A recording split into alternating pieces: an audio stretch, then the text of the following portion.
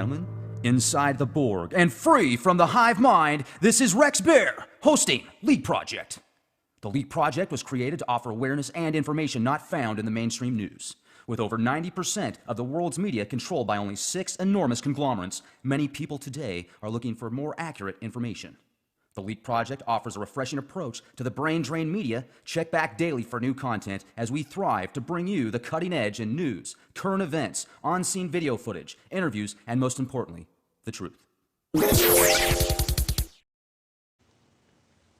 Tonight's guest is Douglas Dietrich, one of the most controversial and exciting people you'll ever have the opportunity to listen to. Son of a retired U.S. Navy sailor, worked for 10 years as a Department of Defense research librarian at the Presidio military base in San Francisco.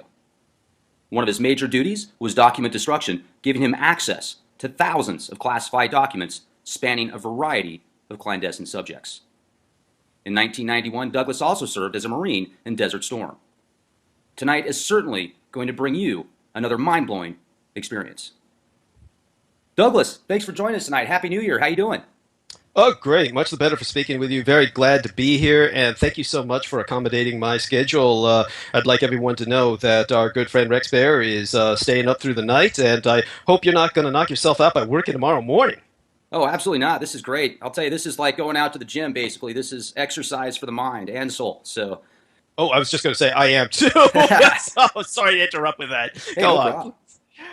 You know, I'll tell you, and just to confirm what we've talked about, when I read through the comments, I read through these things all the time, and there's a lot of really colorful people out there. But one comment that I really liked on the last show that we did by Drool McTool, he goes, "Wow, Henry Rollins said, 'I blow minds for a living.' He has nothing on Douglas, nothing at all." Yeah, I like that, and it's very much appreciated. And of course, you know, we have other comments. I took a look at some that were left on the YouTube channel of the Leak Project, and of course, I noticed some people who are, of course, trying to naysay or nitpick at what I'm talking about, and I just have to laugh. We've got somebody named his name is literally unpronounceable, Zachariah Dimijikian or something of that nature. Oh yeah. And he was talking about you yourself somehow co-opting his Illuminati symbol, which I found quite entertaining because he's basically implying that he's a member of the Illuminati. And then this is the dude who's trying to split hairs with myself, desperately grabbing at the order of the executive commanders-in-chief, or your presidents of this United States, with what I brought up historically, which I find just pathetic. Obviously, there's nothing that he's saying that is either correct nor deconstructive of my narrative. So certainly happy to address the order of the presidents any day and bring them up in context of what we're talking about. And in a sense, it's all relevant because the historical thread is something that very few Americans have an awareness of. As we'll go into later tonight, probably very soon, American consciousness pretty much begins and ends with World War II. But I understand that there's some things going on right now which you wanted to bring to my attention and the attention of our listeners that we should address. Yeah, well, just a few hours ago, there was an article that came out on the Washington Post titled "Armed Men Led by Bundy Brothers Take Over Federal Building in Rural Oregon." So I started to dive into the article, and the claims are one of the Bundy brothers is leading a militia in a specific national park in Oregon. It's about 30 miles south of Burns, Oregon. It's called the Muller National Wildlife Refuge. And they've taken over a building there. They've got supplies. They've got a generator. They've got a bunch of people with them that are standing by their side. And basically, the official story is the reason this has taken place is because back in the mid-2000s, 2 of them were arrested, supposedly starting fires to hide deer hunting in what they claimed their land, but the government said it wasn't. So they served some time in prison. They got out, and then another suit came out saying they didn't serve enough time. So now they have to go back there. And I think a lot of these people are saying this probably took place based upon what happened last year, or I should say in 2014, because it's now 2016. So I wanted to get your thoughts on that. Does this remind you of another Waco type situation, Ruby Ridge setup?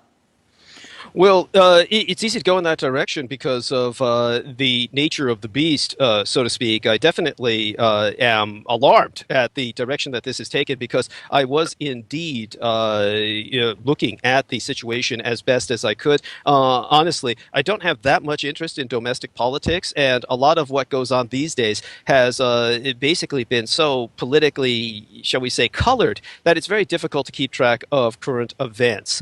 So when I have been monitoring the situation, it was through correspondents who lived in area. In this case, on my own program on Revolution Radio, which I host, which is titled Critical Omissions on Topical Tuesday nights. And I do recommend that anyone who's listening to us now, go ahead and check that out. I monologue on Tuesday nights east of the ID line or the International Date line. And that's on what's called Critical Omissions from 10 to midnight Eastern Standard Time, 7 to 9 p.m. Pacific. And on Saturday nights, I take calls.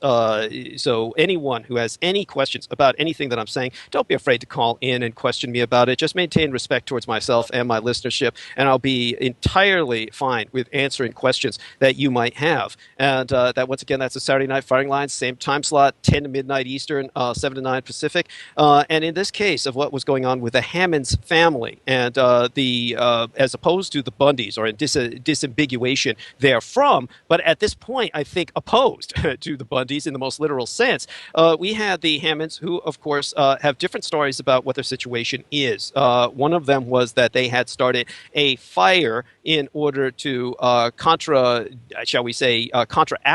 or counteract an ongoing forest fire. That there was a fire that they had set off some other fires to counter effect on what they claimed was their land, and this was apparently illegal according to the United States government by BLM, or Bureau of Land Management Regulations. And so they were ultimately sent to jail for that. Now, of course, we're getting different stories. It might have been something far more irresponsible. Might have been something like setting the fires off in order to scare out deer that they were going to shoot. All of that sounds highly self-destructive. I don't know why anyone would do something that extreme unless they were totally retarded. But Right. we've got like a situation which they got in trouble for. Now, the situation that follows up with that is, of course, double jeopardy. And the double jeopardy comes from the fact that they were sentenced to serve time, which they did serve. And then suddenly it was brought out that they did not serve enough time. Okay, that's illegal. That's double jeopardy. And so what we have there is something that is obviously an injustice, at least by literal interpretation of litigation. Now, there followed a standoff in which militiamen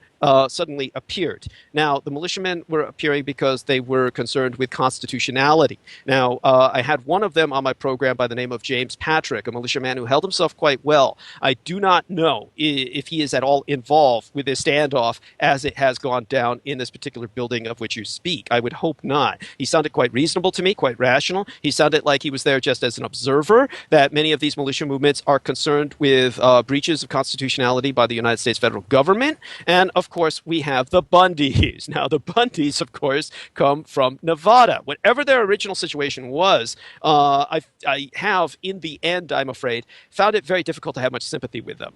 They were a very wealthy family. They owned a lot of land.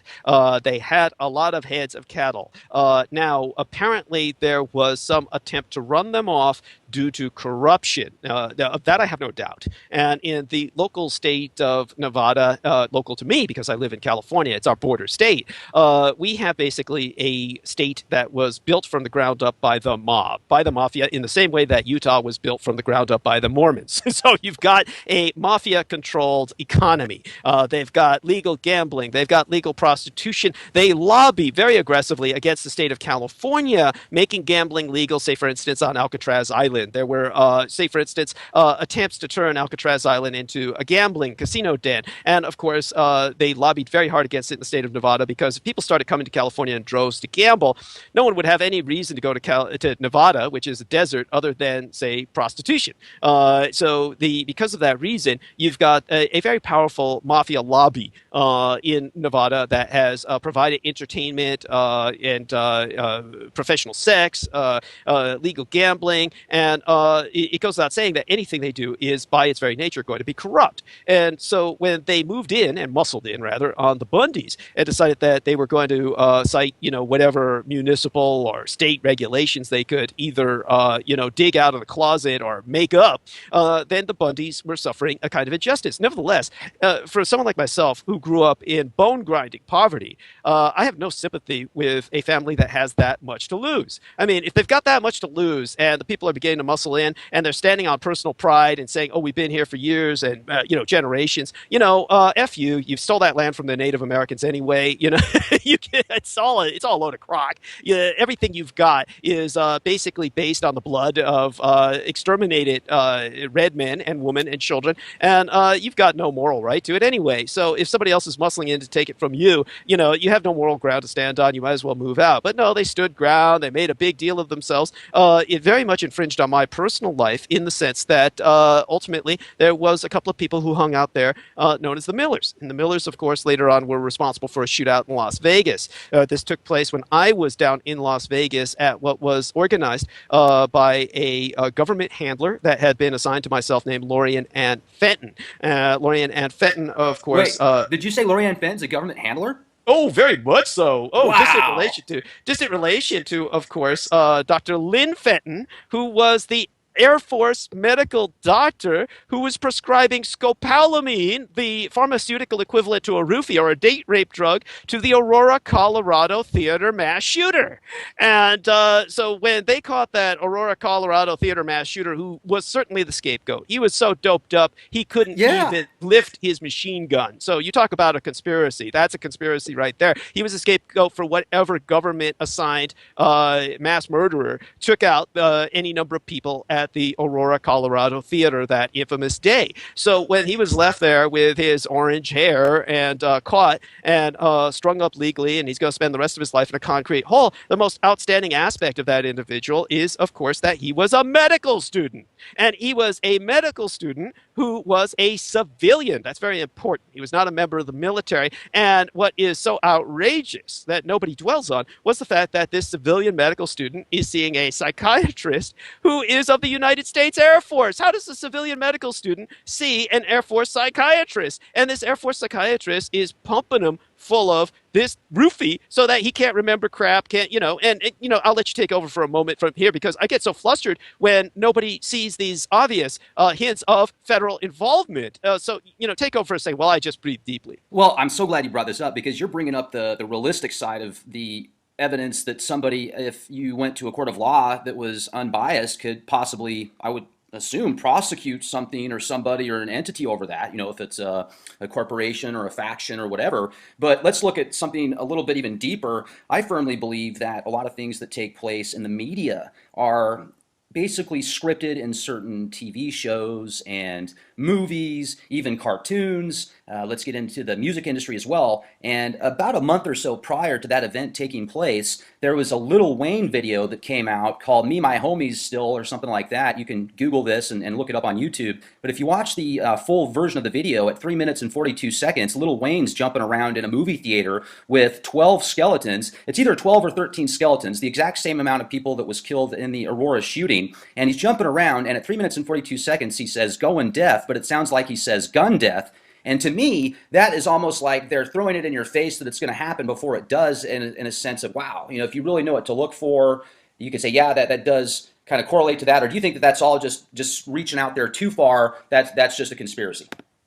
Well, what you're bringing up is the concept of media imprinting, that there is a concept of basically pre-programming the populace to basically be exposed to these horrific events in such a way that they register automatically the way the authorities, the federal government, the manipulators, the power brokers want people to receive them. It's basically imprinting people for reception, like a magic ritual. I notice some people might say or might assume, but more like a stage magician. So the potential for that is there. Unfortunately, I think it's a bit too obtuse.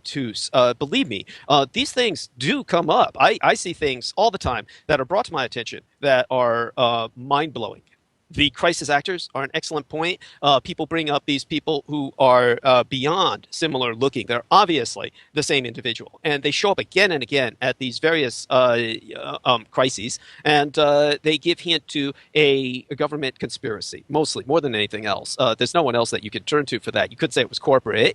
You couldn't say it was the conspiracy of some private group. Obviously, the only people that we could attribute it to would be the federal government of the United States. So in these these cases, you have something that also combines with other points that people bring up, such as, say, for instance, the Simpsons cartoons. And again in the Simpsons cartoons, we see things that just blow your mind as to how prescient they are to 9/11, how prescient they are to Ebola virus breakouts.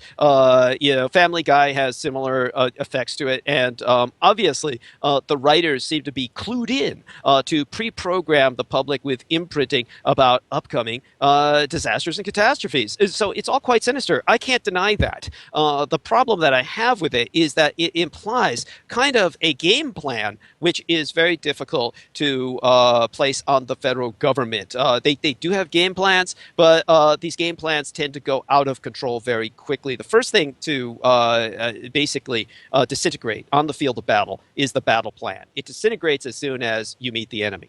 And to the United States government, you are the enemy. It's always important to remember that. And people have no concept of this. If anyone is out there who has any semblance of a comfort zone in the constitutional republic of the United States, if they think in any way, shape, or form that this is somehow a government in which they participate interactively, I'm sorry. At this point in my life, I'm too old. I'm too tired. I can no longer be kind to you. You're a fool. To put this into perspective for you, it all goes back to the Second World War. And of course, we had two major things take place. And it goes back to the Spanish-American War before that. But in terms of the Second World War, people bring up NDAA today all the time. And they in turn are fools.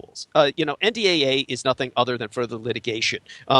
Your government is loaded with fat-ass bureaucrats who are paid to sit on their ass and litigate. So they're going to continue to litigate. They're going to make more laws. These laws do absolutely nothing that wasn't done already by you, the American public. And it all falls on you, the American public. See, this is another thing I can no longer be kind about, because people get upset and they say, oh, Douglas is bringing up all these evils that are conducted by the United States federal government, and yet he's blaming us, the innocent victims, the taxpayers. Well, you're not innocent. You're the people who asked for this. You fought for this. You begged for this. During World War II, unlike, say, for instance, in the Third Reich, in the period of the Third Reich, Adolf Hitler came to power in 1933.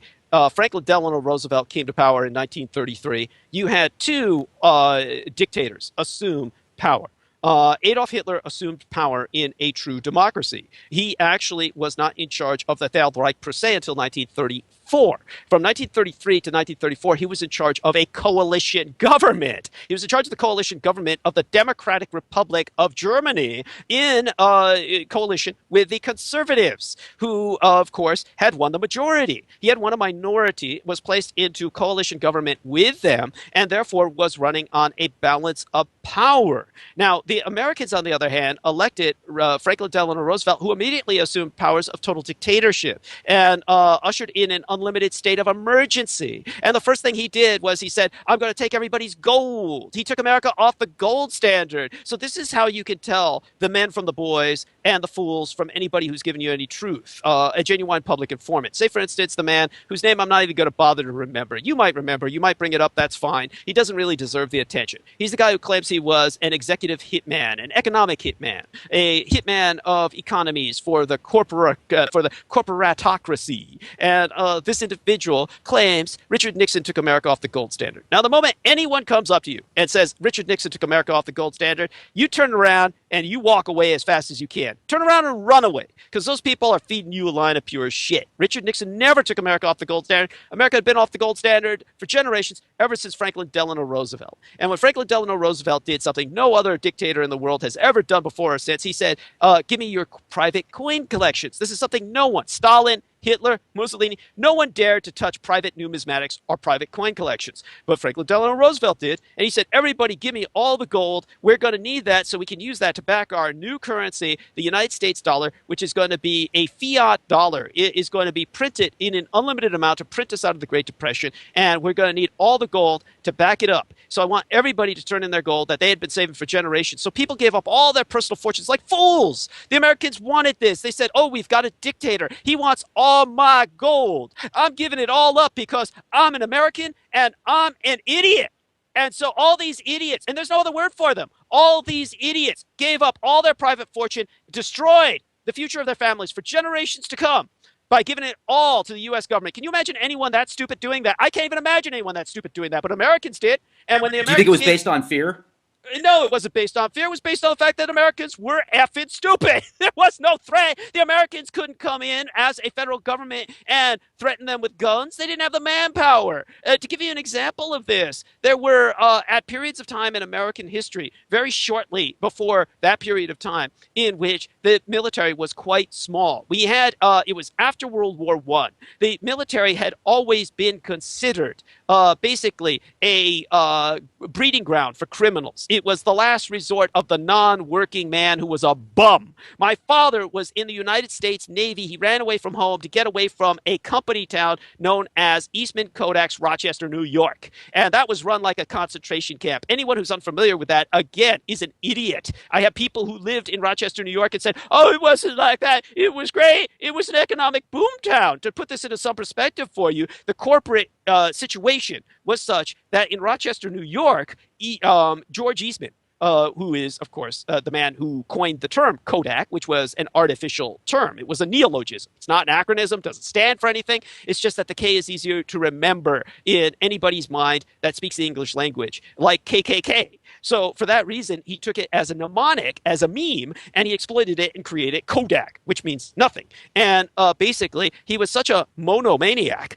that when he ran Kodak's company town, Rochester, New York, he put the entire town under a separate calendrical system. People can look this up and don't believe me. There was, of course, the Julian calendar of the old church of the Byzantine Orthodox faith. There was the Gregorian calendar of the Roman Catholic Church of the West. And then there was Eastman Kodak's calendar.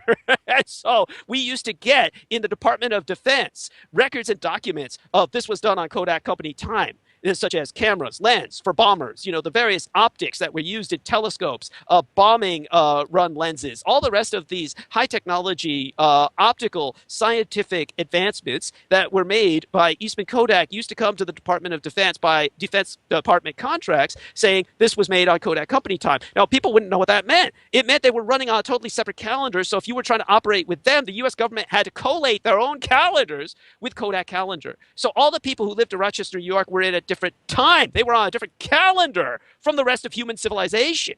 And that is how deeply it was run. He used to pay all the local farmers all kinds of money so that they would take all the waste products, all the toxic waste, and bury it on their land. So, of course, it seeped into the soil, seeped into the groundwater, and that's why Rochester, the University of Rochester, which was a hospital funded, of course, by George Eastman, so that he could treat his own workers for injuries suffered in the plants and birth defects caused by all their toxic pollution, so that nobody outside of Rochester would find out about it. The University of Rochester has had to deal with new phenomenon in the local area like Rochester Dick. And Rochester Dick is a genuine condition where men who have been born due to years of exposure to this toxic crap, their sperm has been altered, and their two-headed sperm and two-tailed spermatozoa produces men who have penises that are right next to their anuses, like the genitalia of a female. So you got these men who look like dogs, and it's called Rochester Dick. Now, to avoid that, my dad ran away from Rochester, New York when he was 16, joined the Navy, and had to get as far away from home as possible. And they honored his desire in that respect. They sent him to China, and he was in China long before World War II. And at that point, all the losers in the world were viewed to join the military. Anybody else in Protestant, work ethic America was working for a living. The military was like a welfare state. You were viewed as a bum who's getting 3 hots and a cot, in exchange for wearing a monkey suit. So there were signs all over cities, all over North America that said, sailors and dogs keep off the grass. So you had a New York City Police Department that was larger than the United States Marine Corps. That is how little military there was. So Franklin Delano Roosevelt had no military with which to threaten the American public. So there was no threat of duress on the American public. So when he said, give me all your gold, the American public voluntarily vomited up all their gold, and that's why gold is so hard to find. This is why people are gold crazy. That's why you've got people building up gold portfolios today. None of this would have been a necessity because everybody had gold. They had gold bars under their beds that they were keeping for years, that they had accumulated, that they gave up voluntarily. So the American people begged for this. And then when basically we had the Third Reich introduce the Nuremberg race laws, when ultimately during the middle of the war, during the height of the American bombing campaigns, Then the Third Reich began to institute Totenslagen, or death camps. What they had before were Kolzenslagen, or concentration camps. And this was to concentrate units of ethnic undesirables, genetic undesirables, gypsies, Jehovah's Witnesses, various other people who were considered threats to the state in security terms.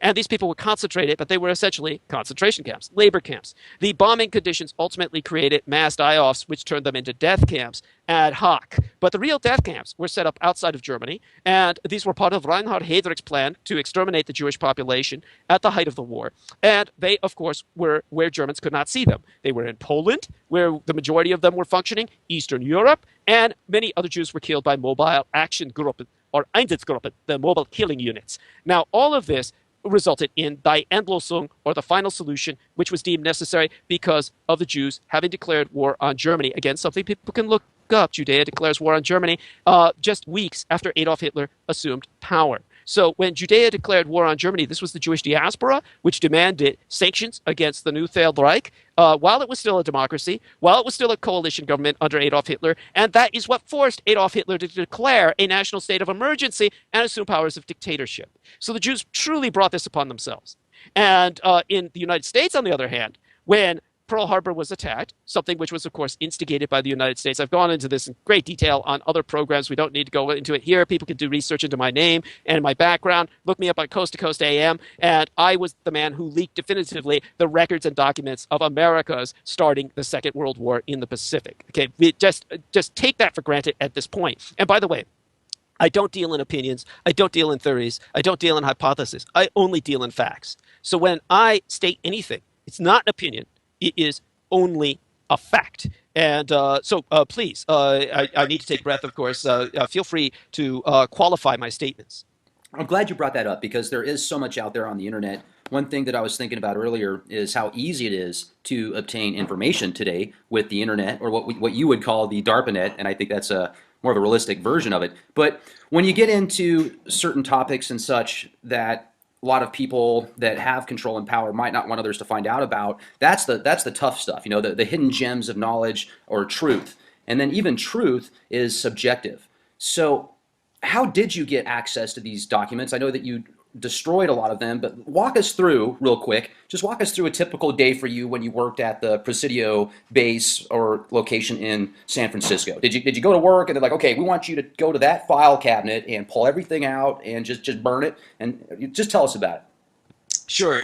What many people are unfamiliar about concerning my background is, of course, that I worked for the Department of Defense and I was a documents destruction expert. So much of that had to deal with information that would never, ever be given to academia, never be turned over to media in any form, such as journalists or journalism. So all of this was history that would ultimately destroy your ability as a tax-paying electorate to make any judgment based on anything rational about the future. And that was all part of what we could call unintentionally a psyop, and it certainly led to a form of cultural genocide. But all of this really wasn't done conspiratorially. It was just done to hide evidence of American crimes against the American body politic, against other peoples all over the world. But it was done reflexively as opposed to conspiratorially. And also it was done for the simple expediency of just making room. Keep in mind that the computer is something that did not exist until a very recent period in history.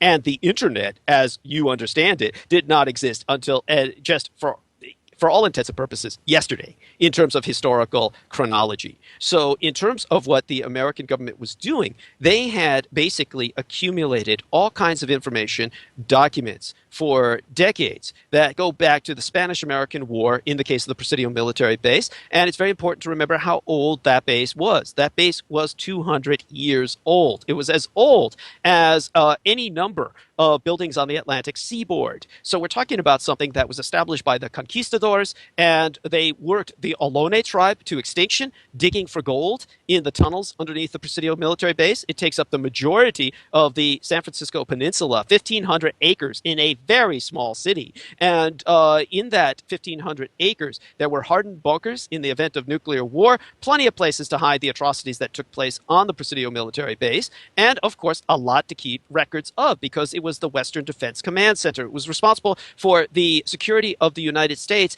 within the 17 western states of the United States. And of course, it was responsible for the American occupied nation of Hawaii. So, in terms of all of that, records were kept and especially exponentially magnified in terms of their amassing when it became the foundation site for the United Nations. Now, people can look this up. The United Nations was not founded in New York. The Peace Branch was founded in New York. The United Nations was an organization of war by its own charter. In lieu of a constitution, it has a charter. And then per Title 42 of the United Nations Charter, they are an organization of war. They were established on January 1st of 1942, 3 weeks and 3 days after Pearl Harbor took place, in order to orchestrate the resistance armies behind Axis enemy lines, from Axis occupied nations from the Philippines all the way through to Denmark, all over the world. Resistance armies that were sponsored in terms of exile governments that had resettled in the United States or elsewhere in exile due to Axis occupation, were represented by the United Nations. Now, the United Nations was founded at the Presidio military base of San Francisco. The war in the Pacific ended at the Presidio military base of San Francisco in the United Nations building, with documentation that was signed in the Japanese-American Peace Treaty in 1948-49. The talks went on until 1951. And in 1951, on September 28th, the Japanese-American Peace Treaty was signed. At that point, the ceasefire was certainly still in effect, but the war would not end until that treaty went into effect on August 28th, on the birthday eve day of Emperor Hirohito in 1952.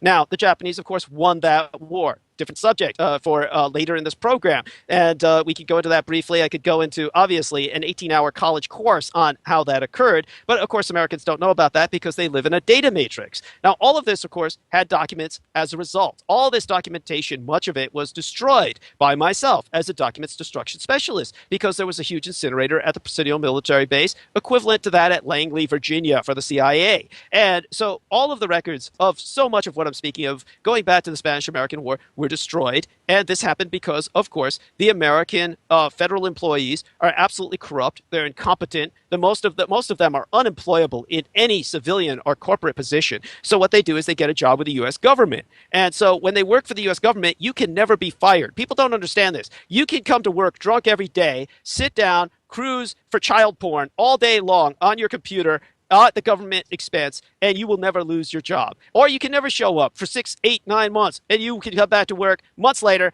and you'll just go straight back to work as if you'd been there yesterday. Nobody cares. That's how the government works. And you say, no, that's impossible. I can't believe that.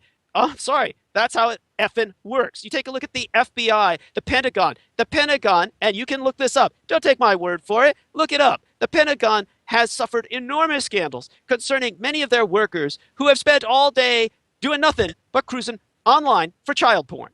It's loaded with pedophiles who just get their rocks off on talking to kids while their parents are elsewhere on their computers while they're being paid to do so. The Pentagon was loaded with that crap. Department of Defense is loaded with that crap. All of this was made accessible to the rest of the public by DARPANET when it was released to the general public. So all of this is something that is used by the people who have been using it long before it was made accessible to the public. And these were all the pedophiles who worked with the U.S. Army at DARPA, Defense Advanced Research Projects Agency. So they just made it publicly acceptable. Now, all of these people, of course, have nothing that ever happens to them. When investigations started, again, don't take my word for it, look it up yourself, you'll find that these investigations that start to investigate all this child porn being accessed on the job by the Pentagon, all these investigations were stopped. All of them were basically halted because the Pentagon said, well, if you investigate this and you arrest all of our workers, then the Department of Defense is going to shut down. So what they're telling you is that the Department of Defense is essentially employing nothing but pedophiles. So that is your government. That's your defense. And then you get into the other crap that goes on with the U.S. government in terms of, shall we say, documents destruction, which is what I was responsible for. There's no sense of a future because no one has any knowledge of what happened in the past. By destroying everything that happened in the past, your government starts to believe its own propaganda and lies. That's why nothing can be done. Nothing gets done. And yet all of the incompetent people who go to work and do what they do every day, they're rewarded for their incompetence. Great example is the FBI. FBI spends all day, the overwhelming majority of FBI agents. Now, people look at Spooky Mulder or Fox Mulder and Scully, Dana Scully on the X-Files, and they think of FBI agents as these special dudes and dudesses who go around with firearms, seeking out things that are dangerous to the public, or they look at 24 hours, various other series. It's all a crock. All these people are at the FBI are bureaucrats with guns. Yes, they have guns. They will likely, in their career, never pull that gun out to fire it at anyone. Your average cop will go through an entire career without pulling their gun out and firing it at anyone. That's why when a cop kills somebody, it makes the national news. It makes the national headlines because it's rare. Now, an FBI agent, it's the same way. So most of these guys, what do?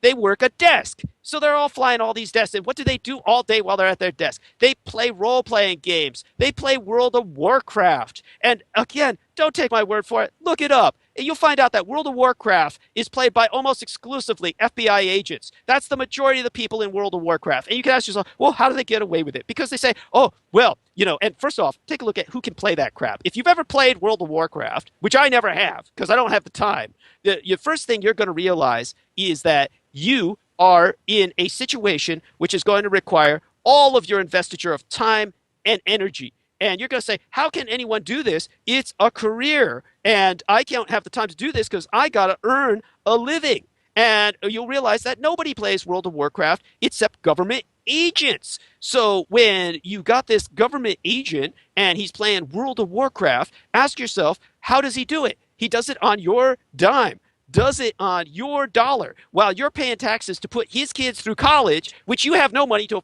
afford to put your kids through. He's spending all day at work playing World of Warcraft, and they justify it by saying Al-Qaeda and ISIS and all the terrorists all over the world, the Taliban, are all playing World of Warcraft, and they're planning, whenever they're saying they're going to storm a castle full of orcs, they're really planning an attack on the Twin Towers. Whenever they say they're going to kill the dragon in its lair, they're really using that as a cover for what they plan to do to Fort Knox, which of course is empty. But they say, because of this, we got to get on World of Warcraft and play World of Warcraft all day to counter terrorism, which would otherwise take out your civilization. So they spend all day playing World of Warcraft. There's so many of them playing it that they have to have monitors to go in to make sure that the FBI agents aren't screwing each other up on World of Warcraft, because all the FBI agents are doing are spying on each other because there's no one else who has the time to spend playing World of Warcraft because they're working two jobs. So if you think I'm full of shit, look up what I've said, and you'll find out that people have written entire essays for the National Security Agency, for the FBI, justifying why their agents spend all day playing World of Warcraft. And you'll find out everything I say is true. This is what your government people do. So when I was at the Presidio military base, and when I worked there, there was no World of Warcraft. There were no computers that were in the library. It was a big failure. They tried to bring them in.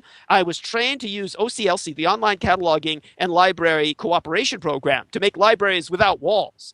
Now, they couldn't use it because there was too many people who got on it and started cruising for child porn or playing, games back then like Pong, which is all we had, shit like that. And then they said, you know what, it's doing so much damage that they created a defense excuse. They said, well, in the event of a nuclear war, the hard drive is going to be fried. The floppy disk will be magnetized out of existence. So because of this, the computers are actually a threat to security. So they took the computers out of the library. And nobody who was older could learn to use them anyway. So they just basically removed the computers, and we were all working with Rolodex and hard copy. And the problem was it took up space. So they said, well, Dietrich, we have people who are specialized as incinerators, but they haven't destroyed any documents in the last 10 years. This is when I first started working at the DoD library at the Presidio military base. And I said, why hasn't anyone destroyed the documents for 10 years? They said, well, the last guy who worked it was such a heavy drinker that he was saturated in alcohol one day. And when he came to work, loading all the papers into the incinerator, he was so drunk he fell in it, and all the alcohol made his clothes much more flammable. He caught on fire, and he basically received third-degree burns that he died of. And everybody's been afraid to go next to the incinerator ever since. And so I said, well, how backed up are we in terms of 10 years? Like, we talking like, cases full of material? And they said, no, Douglas, we're talking about trucks. And out on the Presidio parade ground, we had truck after truck that was on basically what we would call stilts, like trailers. They were all on stands. They had the wheels removed, and so they were just standing in the rain, these trucks, their documents protected inside of them, just basically trailers that were full of documents going back to the Spanish-American War. So we're talking about dozens of truckloads worth of trailers, worth of documents that I had to unload and ultimately burn over the next, 8 years that I was involved with the Department of Defense. Now, it was in all that I was exposed to so many documents that were dealing with the reality of your history. And of course, I leaked a great deal of them. And in terms of many of those documents that I leaked, they are now on the internet today. So this hemorrhaging that you see of any information that's come out, I was responsible for a great deal of it. Now, in terms of destroying the documents, I ultimately had to collate the documents, confirm that these were the right documents to be destroyed, and then destroy the documents. So that was pretty much what constituted a day at work when I was dealing with documents destruction. The problem is that everyone else wasn't doing shit. Everybody else came to work, and they did absolutely nothing. For the most part, many of them arrived to work drunk, and they would just sleep through the day. So this was a area in which I was assigned many other responsibilities beyond my bailiwick. So that's how I became liaison to the officially recognized satanic chaplain of the U.S. military, Michael Aquino, who at that time was a lieutenant colonel. Now, that, of course, was something that I did under orders. So that was how I became familiar with the satanic aspects of your United States military. But of all of this, you know nothing, because all you know is what's released to you by DARPA. And DARPA is, of course, the people who organized Google. Basically, in 1994, it was funding from DARPA and NASA, the National Aeronautics and Space Administration, and the United States National Science Foundation that pushed for the Digital Library Initiative to Stanford University at California, where I live, right next to San Francisco. So in Stanford, they had two students, Larry Page and Sergey Brin, and they developed a search engine that in 1998 was commercialized as Google. Now, Google owns YouTube. It funds itself from third-party advertising. It owns all the mapping of the universe. Google Mars, Earth, they've got Google Books. They own Picasa. They own Google Chrome, of course, the search engine. They own Gmail. They own Orkut. They own Android. They own Google Buzz, basically the whole effing cloud, Google Natch. The entire web is stored in the Google database, and it cooperates with the government and the CIA. They have files on the world's population's genetics data for online domination and total control, ultimately of you from an ethnic and racial level. And what's their address?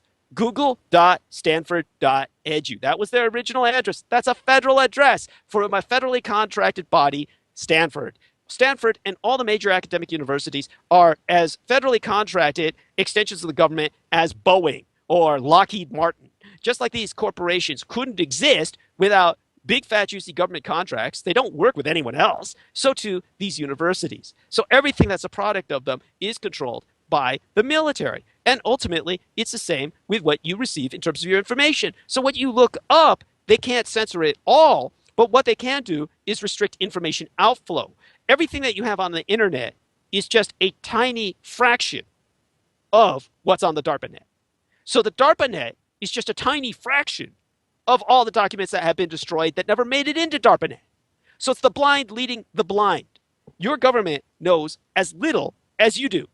And as a result, they make decisions based on false assumptions that have been indoctrinated into them after years of propaganda that they've been exposed to while growing up. Now, of course, when it comes to, cool documents that I've been exposed to, sure, I could go into that for hours and hours. We'll go into that when we talk about the Second World War, which we'll do soon enough. But definitely, I think the most important lesson to take away from this is the fact that most people are unaware as we talk about the Bundys, as we talk about, of course, the Hammonds, that their government considers them the enemy. And therefore, the government's not going to give you any information which will empower you as the enemy. Now, all of this is because you wanted it that way. When Franklin Delano Roosevelt asked for gold was one thing, then Franklin Delano Roosevelt started asking for U.S. citizens. And after the attack at Pearl Harbor took place, he said, I want to intern not just Japanese Americans, but ethnic German and Italian Americans who also went into internment camps. Very few people know about this, but thousands of Germans and Italians were interned in concentration camps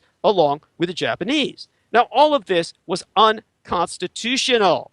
And the whole thing was that in terms of the Constitution, which expressly forbade this, we have a situation in which people, might have been victimized. I know that our good friend Rex Bear has a friend, Japanese American descent, whose grandfather was one of those who was interned.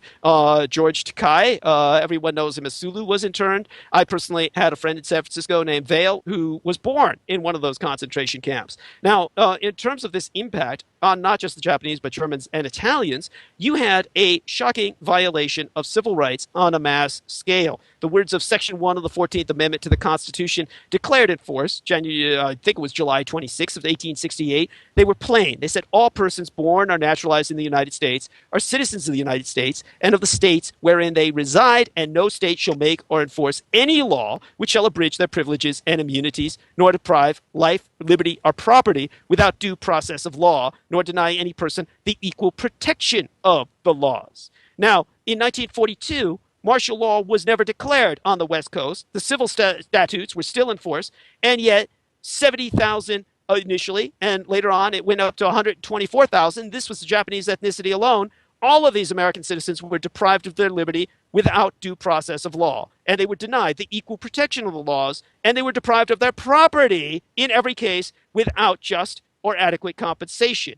And yet, every single American citizen, unlike the Germans, whom, in terms of the death camps, this happened outside of their country's borders, they had no knowledge of it, they had no say in what the National Socialistes did, and the National Socialistes were very much a minority party. As I said, they initially came in as part of a coalition government with the conservatives. The National Socialists were 10% of the German population.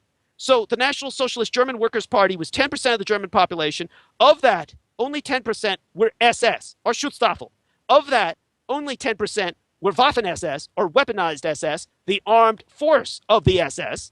And of that, only 10% were Totenkopfverbände, or the Death's Head units, which guarded the concentration camps.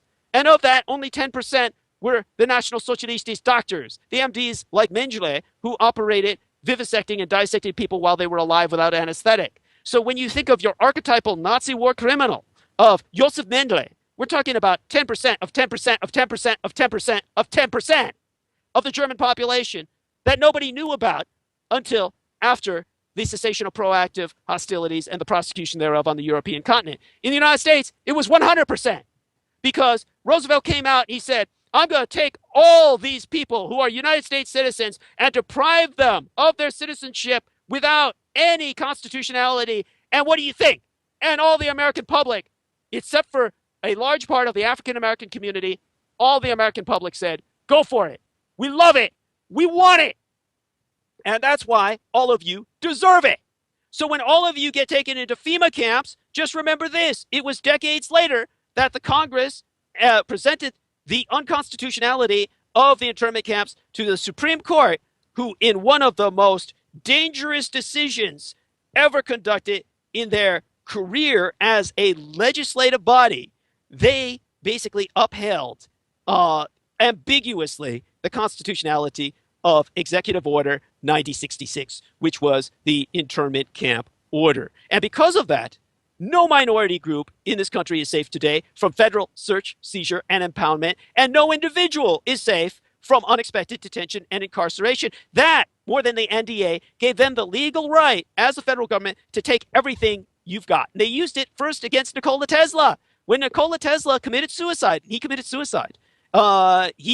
all of his property was not taken by the FBI, it was taken by the OAP, the Office of Alien Property, which was responsible for stealing all the real estate, fiscal, and personal property of the Japanese Americans throughout internment. So, I'm sorry, what were you going to say there? Oh, it's funny you brought up Nikola Tesla, because I had the opportunity to meet the family that actually lives in the house that was built over his house that was basically, taken down many years ago. But it was pretty interesting, nice people. But the reason I wanted to jump in real quick was the topic we were speaking about right before that. You look at the media today, but it really seems like the mainstream media, or what I call the brain drain media, whether it's CNN or Fox or MSN or Yahoo News, they really portray if you're Caucasian, you're a bad guy. You're automatically considered racist, or it's always white cop shoots black kid. So it almost seems like tables have turned. If you look at society today as a whole in America, it's really frowned upon if you like this new dating site that came out. Just a quick example. It's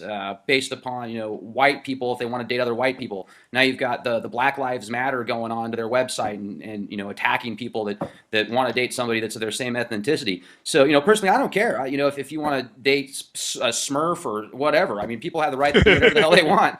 But so what are your thoughts on that? Don't you see that as well, as far as the media really pushing, if you're Caucasian or of German descent, or if you're not of an ethnicity, then you're actually automatically assumed as racist? And Well, this is one of the challenges that I have to deal with, is because what I do is when I expose this kind of racism that occurred with internment, everybody automatically assumes I'm taking an anti-white stance, and everyone conveniently forgets the fact that my father was very white. Now, he had a touch of Native American ancestry, which it basically leaves me with about 1/8 Native American blood in myself. About 12 to 14% of my blood lineage from my father's side is Native American ancestry. But the reality is, my father was otherwise German-Irish, a touch of French blood from the French cantons of Switzerland, but very much the average Germanic Celtic bloodline descent. I am one of the last people on earth who would want to see the Caucasian race bred out of existence, which of course is something that the American federal government is attempting to basically expedite. So your American federal government, the reason I'm bringing up this internment and its danger is because the minorities today that would be rounded up and put into camps for the sake of racial balance would be the whites. And so what you have is a situation in which the whites are no longer the majority in the southern states, in the black belt of the former Confederate South. The whites are exceptionally the minority. Also, the whites are very much the minority in terms of the Southwest, where the majority of the cultural predominance is, of course, Mexican or European Spanish speaking and acculturated ethnic groups or ethno-nationalities. So you have a situation in which a large part of the United States is already non-white. So if there's any racial violence that erupts, the first thing the federal government would do is they would come in and they would say, well, the white people are the cause of the issue. Everyone is unhappy with them. So for their own safety, we're going to round them up into FEMA camps and intern them because they're basically a source of contention in the community. And ultimately, of course, you have a government that very much through media and through education is basically telling everyone to intermarry with other ethnicities as aggressively as possible. And in the end, they're basically educating people to seek out partners that will breed their own ethnicity out of existence. Now, personally, of course, I don't care if that happens in America. I would not want to see that happen in Europe. I wouldn't want to see that happen in other parts of the world. Isn't that happening right now in Europe with all those refugees? It can. It has the potential of that. Europe has much more of a problem with refugees than America can even ascertain. The problem that Europe has with refugees from North Africa, from Southwest Asia, from South Asia, from what the Southwest Asia, of course, is what Americans refer to as the Middle East.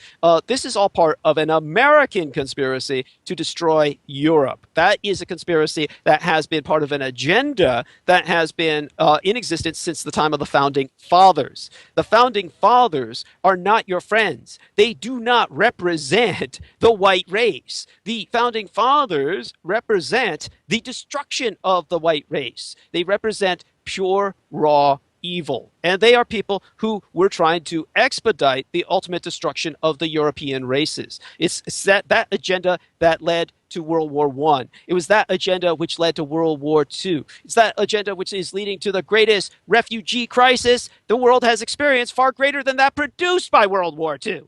And all of this is designed to take Europe out the source point of the Caucasian ethnos.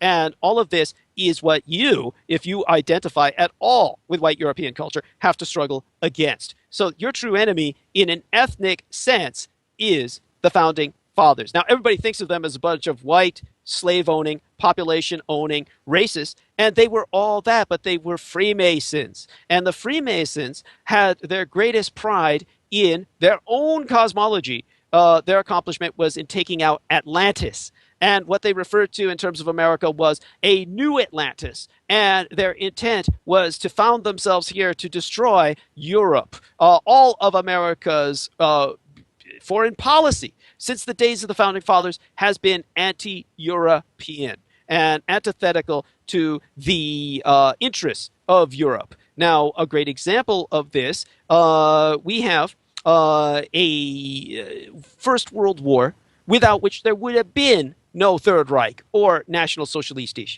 The National Socialistisch, what Americans call the National Socialists, or derogate with the pejorative Nazi, which of course is an ahistorical term. To refer to the National Socialistisch of Germany as Nazis is the same as referring to the communists as commies. It's an ahistorical term and it makes no sense. It's like referring to Japanese during the Second World War as Japs. It's a propaganda term. And yet the fact that academics and all of your educators use that term freely without anyone calling them on it shows you that you are still in a state of war with the failed Reich, in exile. And of course, you are propagandized to hate them with your use of pejoratives in your vernacular as opposed to academic or accurate terms. Now, all of this has to do with America's ongoing war against European civilization. And in terms of all of that, you need to stand up, call it out, and you need to resist. And the first step in resistance is an awareness of America's enmity towards Europe and their attempts to destroy it. Now, in World War I, I've gone into this in the past in great detail. During the First World War, the Americans basically engineered the avian swine flu, the original avian swine flu, hemagglutinin 1, neuromodase 1, known as H1N1. And that avian swine flu in World War I was called, quote unquote, the Spanish flu. Not in any of the Army documents I was working with. I worked in documents destruction. We had on site the Presidio military base. Don't take my word for it. Look it up yourself. Letterman Army Medical Center. The acronym was LAMC, L-A-M-C. LAMC was responsible for training 25% of all of the United States Army's doctors. It was an enormous medical facility, and it had an unholy alliance with the California State Penitentiary System. They would often use convicts for human experimentation. This was because these convicts would get gubernatorial pardons from death sentences. They would get a shortening of sentences from life sentences to 20 years. They would get a shortening of sentences from 20 years to a shorter amount of time. They would even get prison privileges, something as minor as that, depending on the lethality ratio of the experiments they were going to participate in. Now, the most risky experiments, of course, would normally kill someone, and for that they would take volunteers off of death row or people who were imprisoned for life. Now, all of these people who were experimented on at Letterman Army Medical Center supposedly did so voluntarily. They were obviously under duress as prisoners. Aside from that, they experimented on animals, which is why we always had animal rights protesters outside of the gates of the Presidio military base. Now, unlike the men who stare at goats, where you had Ron Johnson, who was seduced by the Presidio High Command into saying, oh, dogs were too much man's best friend for men to kill. Basically, they were killing dogs by the thousands at the Presidio military base. Now, LAMC, or Letterman Army Medical Center, of course, maintained documents. Now, these medical records documents had to be collated, exchanged with the primary department library on the site, the Presidio military base, so I had to work as a librarian with both libraries. So I accessed many medical documents, personnel documents, as well as unit documents and historical documents. So I dealt with the impacts of all of this. Why does this matter? Because that is how I found out about the inception of the avian swine flu. Now, it was primarily developed by the Rockefeller Institute. And today's Rockefeller University was then the Rockefeller Institute during World War I, and it was then that the Germans had won the war. Now, this is what people don't remember in their history books because they have no knowledge of history. This includes people who teach at military academies. But the Germans won the war on the Eastern Front. They created what was called the Brest-Litovsk Treaty. Brest, B-R-E-S-T hyphen Litovsk, L-I-T-O-V-S-K. The Brest-Litovsk Treaty gave the Germans the majority of industry in Russia, the majority of its arable land, and the majority of its manpower. At that point, the Kaiser's Germany of the Imperial Second Reich was unassailable. And they were turning all of these forces, marshaling them, mobilizing them, and sending them west to defeat the Allies in one final blow. The American Expeditionary Forces were nothing like D-Day. They had no ability to take this on. They would have been nothing but speed bumps. So they decided they were going to weaponize their men and turn them into vectors for a truly awesome, cataclysmic, war-ending weapon. So they got convicts out of San Quentin, right here in California, the same place that had the same unholy alliance with the entire state penitentiary system with LAMC, Letterman Army Medical Center, and they took these convicts and they shipped them in unrefrigerated box carts on train, by rail, with live chickens. And the live chickens, of course, shed, they shit, they infected all of these convicts with chicken roll. And by the time they reached their cantonments in Kansas, these massive military bases, they were infected with the avian swine flu. And they finally found, of course, an index patient, a carrier, and that was a private named Albert Gitchell. And they made him the cook. And at the Camp Funston, on the Fort Riley military reservation in Kansas, he wound up exposing all the other men. And of course, all the men were ordered to sleep together so that they could continue to incubate this. And by the time they got to Spain, which was a nominally neutral country, which America paid $20 million to because it had defeated Spain in the Spanish-American War, and then they offered reparations if the Spaniards would allow the Americans to disembark in their neutral nation to go into France and fight the Germans. The Spaniards were desperate. They took the money and then instantly regretted it. The Americans arrived on what they called coffin ships because the majority of the American Expeditionary Forces arrived dead. And when they did arrive in Spain, they were vectors and they carried the flu into the trenches, and 100 million people died worldwide. This was the greatest insult to human evolution that has ever occurred in recorded history. And that's how the Americans ended World War I. They killed more people in 24 hours than AIDS killed in 24 years. They killed more people in a single year than the Black Plague killed in 100 years. That's inconceivable by today's standards, and yet you've never heard of it. 20 million Americans died back home. Like blowback from a nuclear war. It would be like a nuclear first strike in which you launch the first wave and you get through to kill enough bases, but there's enough hardened missile silos left where they do a second strike back at you and the return salvo takes out 100 million Americans. And you think it's worth it because you won the war. That's how America won World War I. And then they reorganized Europe and they created nations that never existed before. All that Central Europe was, for hundreds of years, was Germany, Austria-Hungary, and Russia. And the Americans created out of nothing Poland, Czechoslovakia, all of these nations that weren't even on the map were created out of paper by Woodrow Wilson. And they guaranteed a Second World War. So the reason that the fascisti of Italia under Mussolini organized the Roman salute and brought it back from thousands of years before, the reason the National Socialists used that same Roman salute, the Sieg Heil of Heil Hitler as a greeting with the arm upheld high, was because they wanted to eliminate, for hygienic reasons, the shaking of hands that led to the spread of the avian swine flu. It's the same reason that people in Asia bow. It's so that they don't press the flesh and pass on communicable diseases. That's why that evolved in Europe. So that whole thing resulted due to American genocide of primarily white peoples in Europe by biocidal warfare. If there had been no World War I and American deployment of this biocidal weapon, there would have been no fascisti, no National Socialists who came in to clean up after the plague. Yes, that's also why they bow in Japan. So you have this whole thing that developed out of this result of American genocide. Americans don't even know the evil they perpetrated on the world, and they did that to kill white people, even though millions of other people died the rest of the world over. They didn't care about the collateral damage, like a nuclear first strike resulting in a nuclear winter that kills people worldwide, even if your primary target was only the populations of the Soviet Union. So the Americans did this, and they had no qualms about it. And yes, it was the Rockefeller Foundation that helped to engineer this, and it was Surgeon General William Gorgas, Gorgas, who was responsible for its deployment. Now, so they must have had some type of vaccines or something also to protect them in case it got out of hand, wouldn't you think?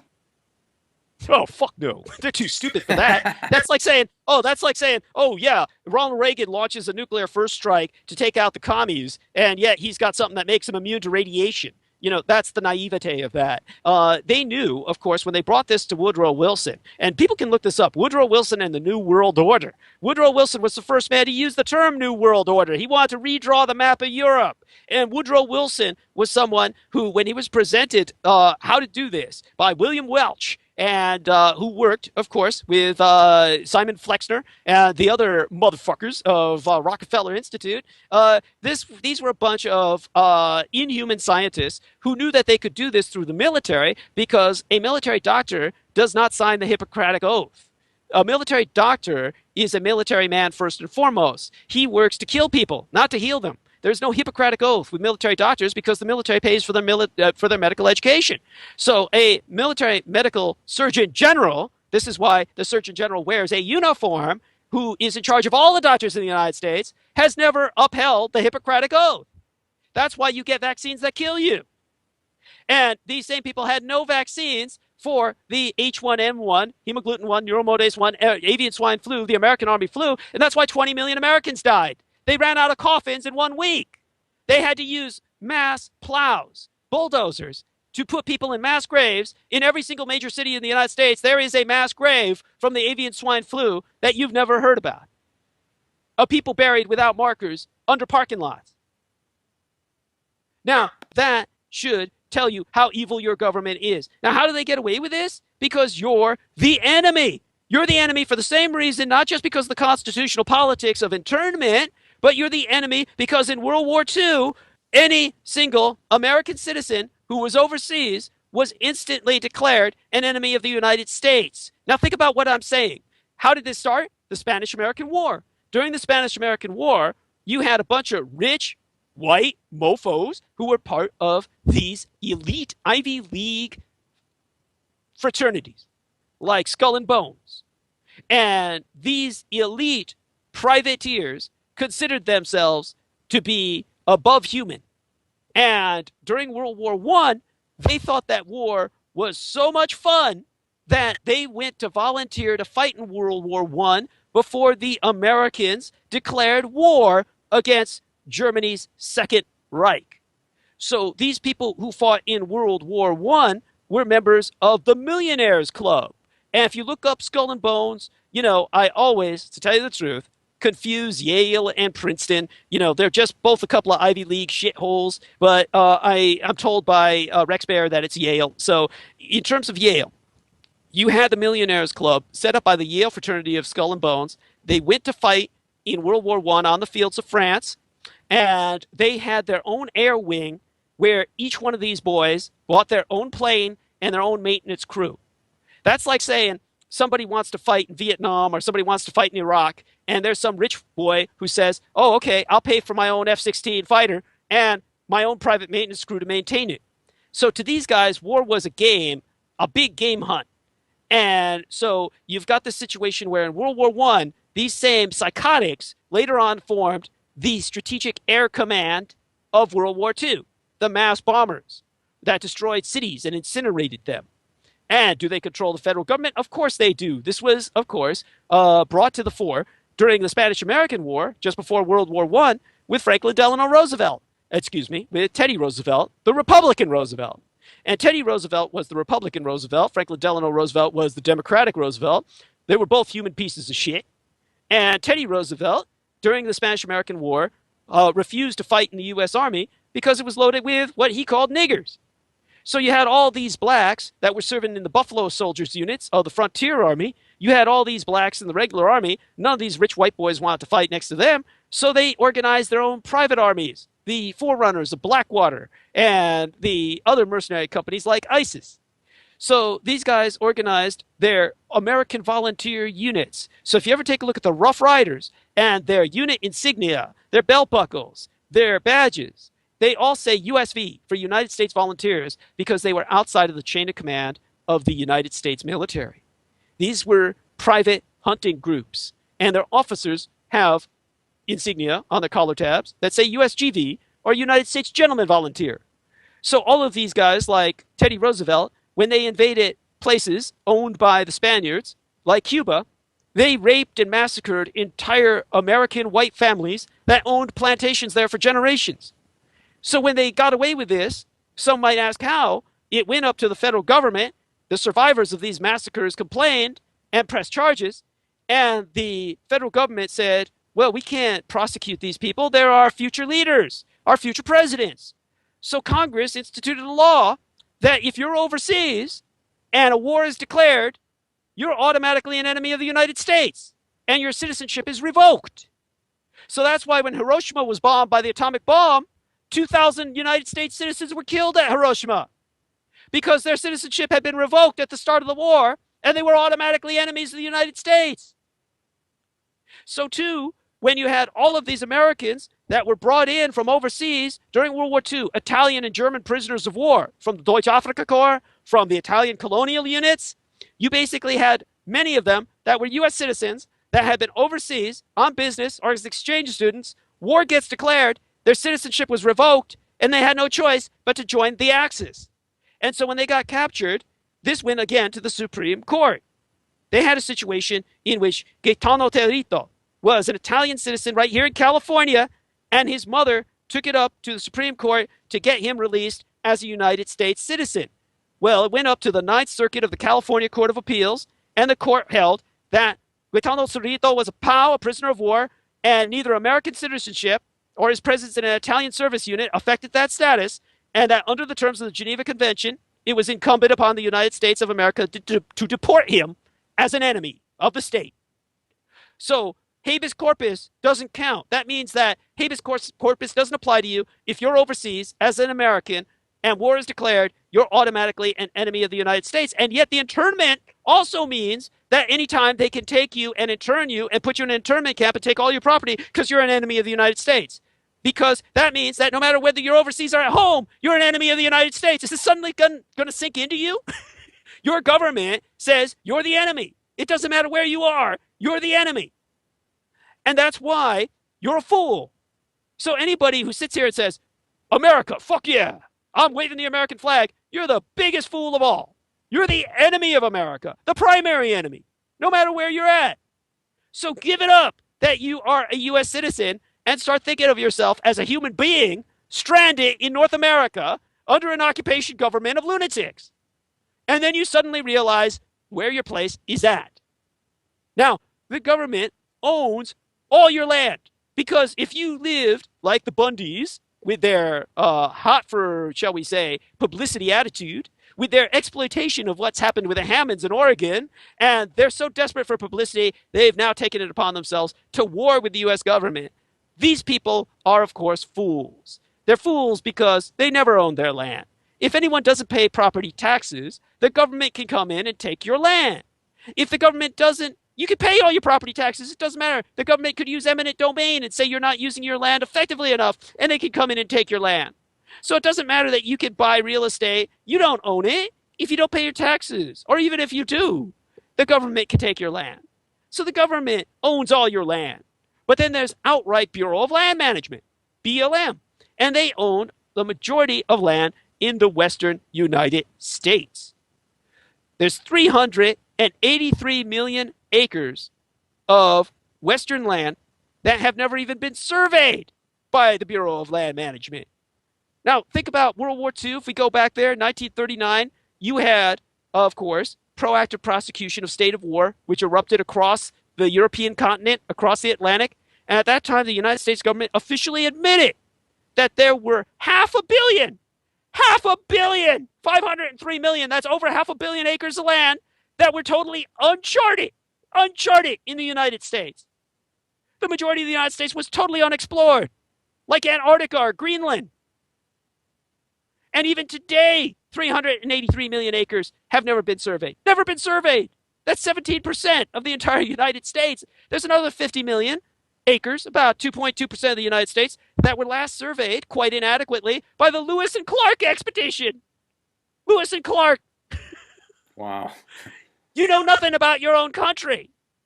The 1990 census counted about 143 counties in the 15 western United States, which the Presidio military base was responsible for in terms of administrative security, that had less than 2 people Less than 2 people living on every square mile. That's about 572,000 people in an area 950,000 square miles. That's 25%, folks. 25%, a quarter of your nation that we know practically nothing about. And another quarter, 25%, that's so sparsely populated as to be virtually uninhabited. It's as populated as Antarctica or Greenland. And yet you still don't believe in hominids like the Sasquatch phenomena. Oh, how could there be that when we are so developed and we all live in cities? And, it's now, how does all this happen? How do you know nothing about this? Aside from the fact that, of course, you're all inherently stupid. It's the fact that you've got only 5% of American land, which is overwhelming as it is, that's east of the geographic center line of the United States, that's owned by the federal government. But west of the U.S. center line, where the Hammonds are now experiencing the Bundy publicity campaign, the Hammonds in Oregon are part of that western United States where over 50% of the land is federal property. Legally defined as frontier territory until it was officially closed as such 1890, a mere 14 years prior to World War I, when the Americans unleashed the avian swine flu over the world. So we've got a situation that because you know nothing about any of this, the Americans were able to get away with you being totally ignorant of the Japanese bombing your North American continent. Now, during World War II, 120,000 Japanese ICUBs, intercontinental unguided bombs, IDS balloon bombs, generated at least 100,000 firestorms in North America, most intensively throughout the Pacific Northwest.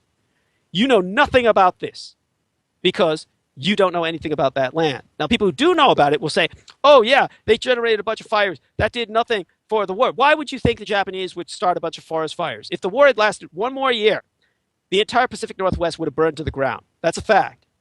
Now, the Japanese weren't out to burn your lumber down to the ground. That's not what they cared about. They were mapping the winds and the smoke that was generated by these firestorms, where the wind blew the smoke, so they could chart your wind coverage down through wind maps that enabled them to chart how to deploy biocidal weapons against you, the way you deployed them against humanity in World War I. That's how they forced you to sue for peace. So when that happened, the Americans were forced to enter negotiations with the Japanese and ultimately to rebuild much of their civilization that had been destroyed in terms of urban development during the American firebombing campaigns. That's why the Americans were forced to clean up Hiroshima and Nagasaki. That's why you had to deploy all kinds of troops to basically enter Yokohama and Tokyo and then go straight to Hiroshima and Nagasaki and clean up all of the mess that was made. So we have a situation in which it was Americans who died by the thousands of radiation cancer due to cleaning up after the atomic bombs, as opposed to Japanese during that period of time. Ultimately, the amount of American fatalities and casualties of radiation sickness equaled that of the Japanese killed at Hiroshima and Nagasaki. This was based, of course, on Americans being forced into the cleanup. That, of course, brings us to, in terms of the Hammonds and Oregon, we understand now why the government gets away with what it does. But you might say, okay, these are land issues. These are real estate issues. Dietrich is talking about, of course, the ultimate reaction of the Japanese to the American deployment of biocidal weapons, how they were able to carry out a bombing campaign without the majority of Americans finding out what it was about. The Americans think it was all just to generate forest fires, which doesn't make any sense. And now it's put into perspective as forcing the Americans into suing for peace.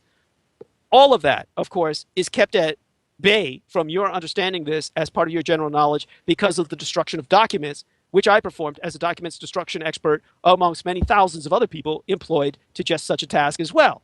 So you've experienced a cultural memory genocide, a mnemonic genocide.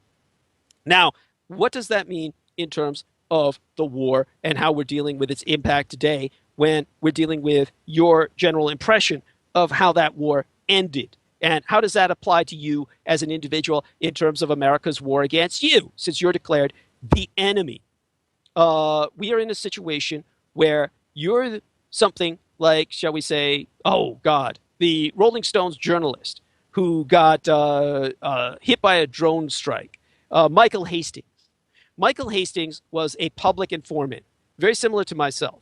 At the same time, he was not at all like myself because he was not an insider. He was an investigative journalist. So, as an investigative journalist, Michael Hastings of the Rolling Stones destroyed a U.S. Army general's career. And then he was going to report more about the illegal drone strikes being used by the United States and the reason why they were getting away with using them. And the reason why they kept getting your president select, as opposed to president-elect, Barack Hussein Obama, to deploy these drones to the point where every drone strike was called an Obama strike because he had to sign off on every one of them. The reason that he is such a mass murderer is because they have him by the testicles. They've got him by the pubic hairs. And the reason they got him there is because, of course, he's not a U.S. citizen. That means he can't be legally president, and that means every executive order he issues, such as a drone strike, is illegal, which means they can send him to jail anytime they want, and because of that, he has to do everything they say.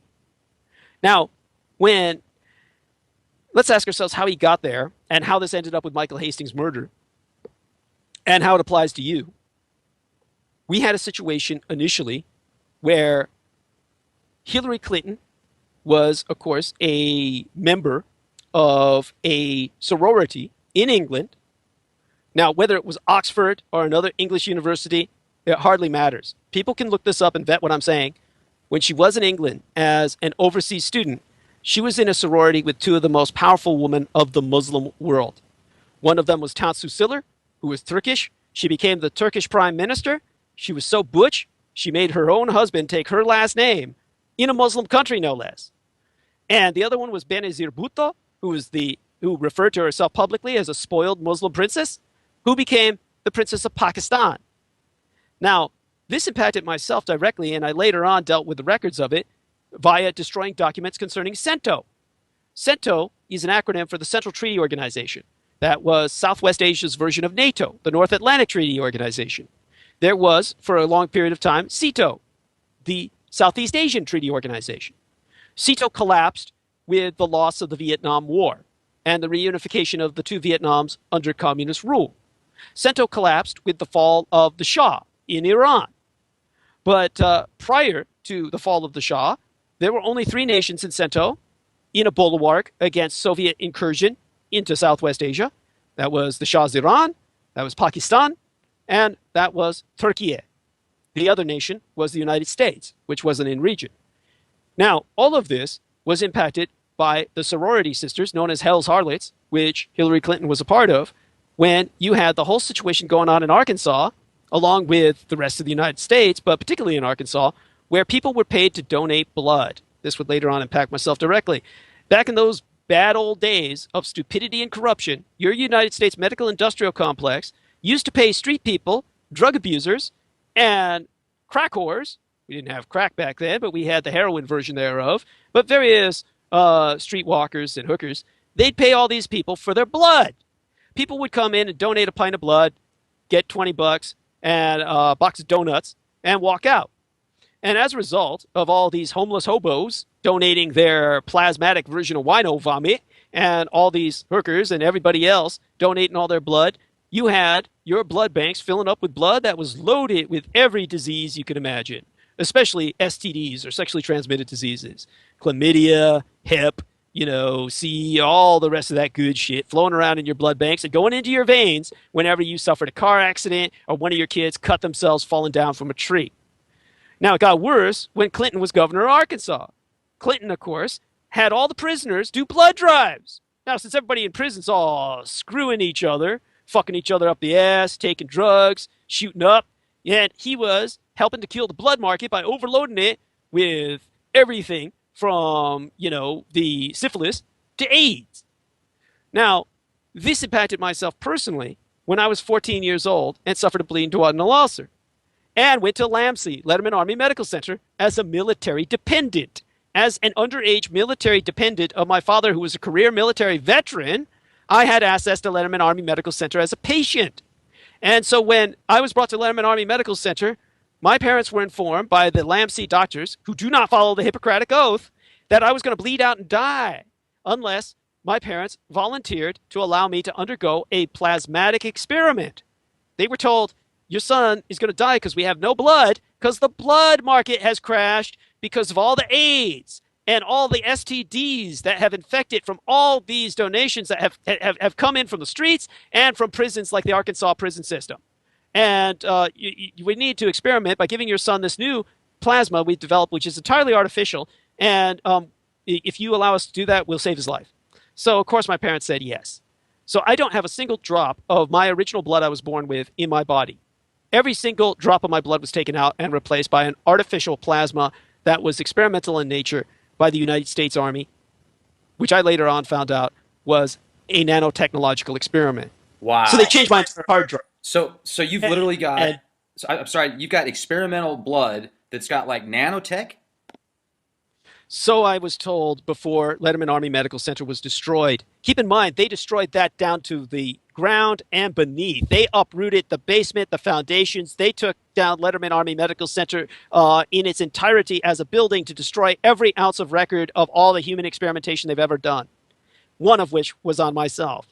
So it was supposedly nanobots that gave me the phenomenal recall that I have and the photographic memory I had for decades. Now, obviously, it's something that was altered by my own marrow, which, of course, processed it into normal plasmatic human blood or my blood over a period of years. But nevertheless, whatever technology was fused within it or inserted with it is still there. Now, all of this, of course, is something I found out about while working with the documents of my own medical records prior to their shutting down and deconstructing and demolishing all of Letterman Army Medical Center and closing down Presidio Military Base in the scandals of child molestation and Satanism that I helped to expose. Now, all of this, of course, is how it personally impacted me, how it impacted entire nations and led to the fall of the Shah, the destruction of Sento, was all collateral to what was going on with Benazir Bhutto, one of Hell's harlots, a sorority sister of Hillary Clinton. You had Benazir Bhutto was told by Hillary Clinton, hey, my husband, Bill, in charge of Arkansas, is getting so much blood out of all these prisoners that he's going to crash the blood market. And so what we've got is a situation in which Benazir Bhutto knew ahead of time where to make her investment. So what happened was Benazir Bhutto approached all her generals and said, you know, we've had 5 wars with India that have gone, 6 wars with India that have gone almost went nuclear. And they're both nuclear armed nations. And so she said, the next war we might have, we need to set up a blood reserve for all our troops so that those that get injured in battle will have backup. So her generals said, that's a great idea. And she called in 20,000 troops to donate their blood. Now, what happened was she ordered the corpsmen, the paramedics, to strap them down and drain them dry. So instead of taking 1 pint, the medics took 12. So she killed 20,000 of her own men in a state of peace and sold all that clean blood, military grade, tested for AIDS and SIF and hep and everything else on the blood market and made a killing. Thanks to market advice from Hillary Clinton. This was called Bloodgate. And she had to escape back to London, where she lived for the next 20 years, on the money she made from all the men she killed. Now, when Hillary Clinton started running for president 8 years ago, she called up Benazir Bhutto and said, I'm going to be president. She was so sure she was going to be president, she told Benazir Bhutto to go back to Pakistan and take over because she was going to run the world based on Pakistan's heroin output, because 70% on any given season of all the world's processed heroin comes out of Pakistan from the opium fields in Afghanistan. During the Vietnam War, all the opium was in the Golden Triangle of the Laos region up there with Thailand and Vietnam and Burma and southern China. That's the opium growing region, one of the major ones in the world. And the Air America, the CIA Airlines, was the largest civilian airlines in the world.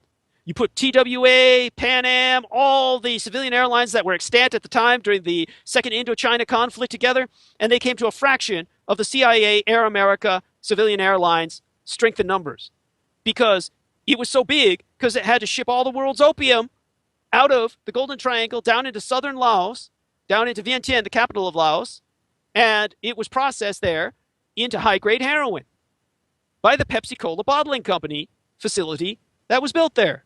That's why when you see the movie Pulp Fiction, the street dealers in heroin are saying, I'll give you the Pepsi challenge. That was why, with all the CIA flying in all that processed heroin through Florida, and the Cuban mobsters in exile were distributed all over the United States to all the hippie generation, and everybody was shooting up, that's how you got the term the Pepsi generation.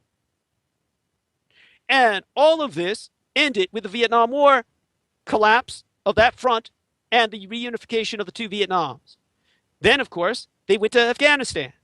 And Afghanistan's opium poppies are processed into high-grade heroin in Pakistan, where they're shipped all over the world. That's what Hillary wanted to reorganize in her partnership with Benazir Bhutto.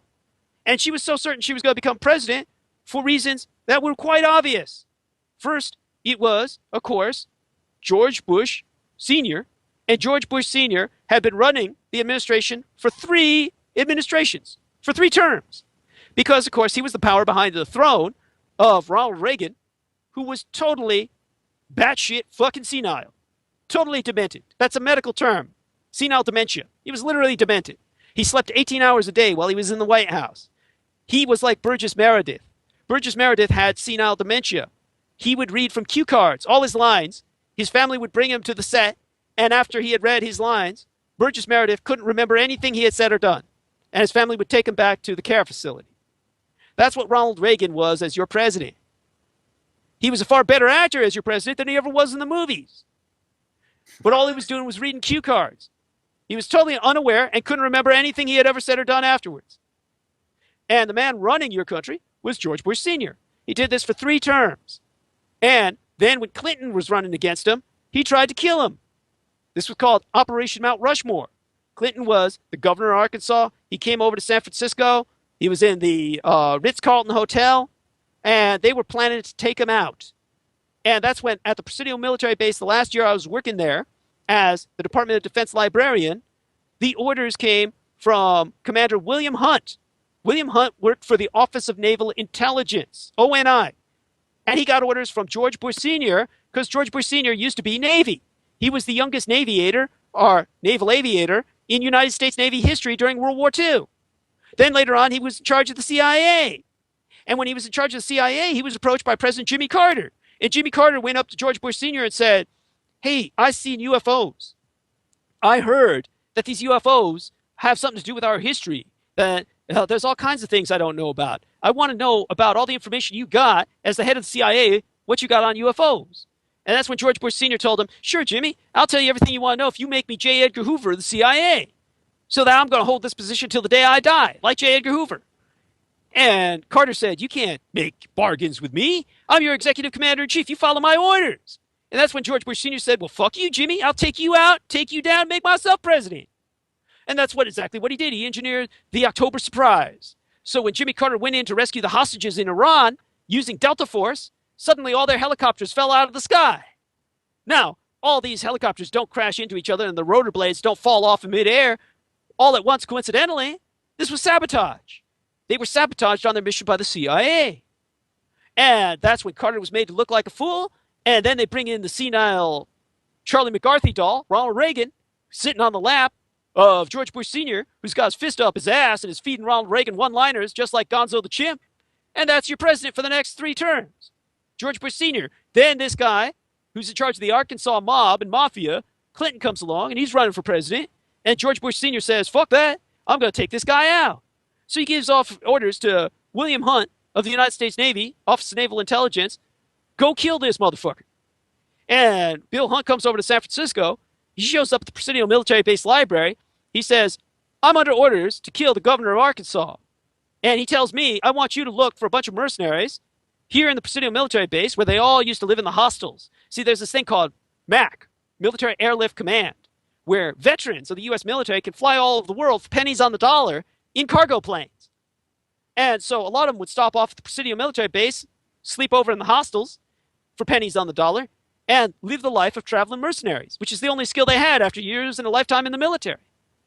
And so he said, I want you to round up a bunch of mercenaries from the hostels here in Presidio and get together a hit team because we're going to take out Clinton. And I checked, of course, with my operations manager of the Presidio Military Base Library. I said, hey, there's this guy with Office of Naval Intelligence, Lieutenant Commander William Hunt. He says they're out to kill this guy who's running for the president.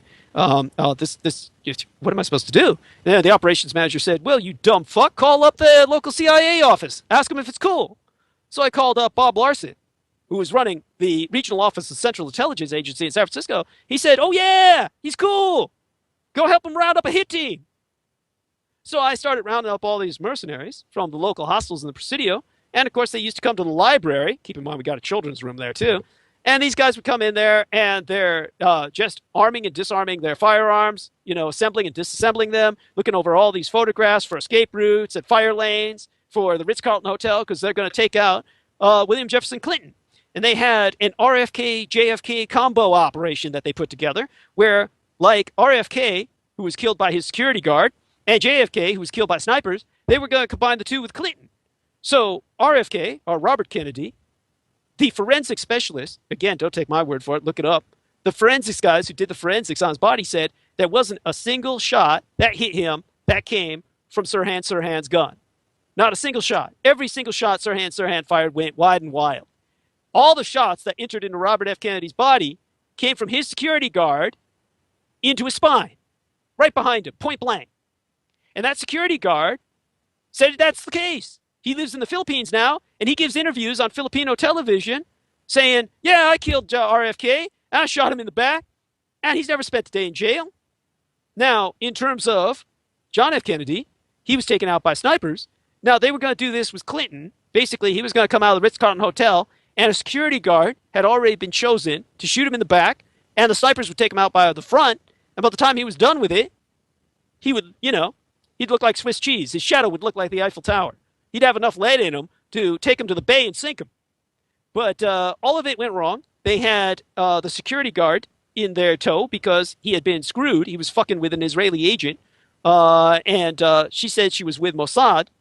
And this girl, it doesn't matter what her name was, Yosi Meir, she claimed. I know it was a lie. Whatever name she had was false. Basically, her and Lieutenant Commander Hunt turned towards me one day and said, we got the security guard set up, we got the sniper set up. Now all we need is a patsy. And I'm like saying, yeah. And they're saying, well, we were looking at you. And I'm saying, I'm never going to get out of this alive. And I realized at that point just how fucked I truly was.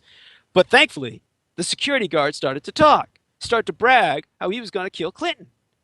And that's when he wound up dead by being pushed in front of an oncoming Bay Area Rapid Transit, a BART train, and basically pushed him in front of that while he was waiting for it to go home in a quay one day, and he got taken out.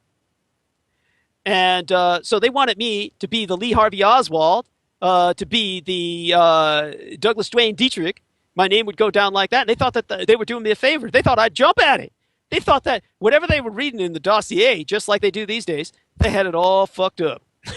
They thought, but anyhow, thanks to the fact that they had to take out the security guard, the entire operation collapsed, and Lieutenant Commander Bill Hunt is in jail, and the Israeli agent went back to Israel, and I got out of it. This was all supposed to have been organized and financed by some Chinese financier named Chang Wang or something like that, in charge of a bunch of real estate offices that were all dummy front companies. They thought that because I had been born in China, in Taiwan, that basically I would be somehow doing this as some kind of patriotic chore. Anyhow, they were all screwed up in their thinking, like they always are, and everything went to hell in a handbasket.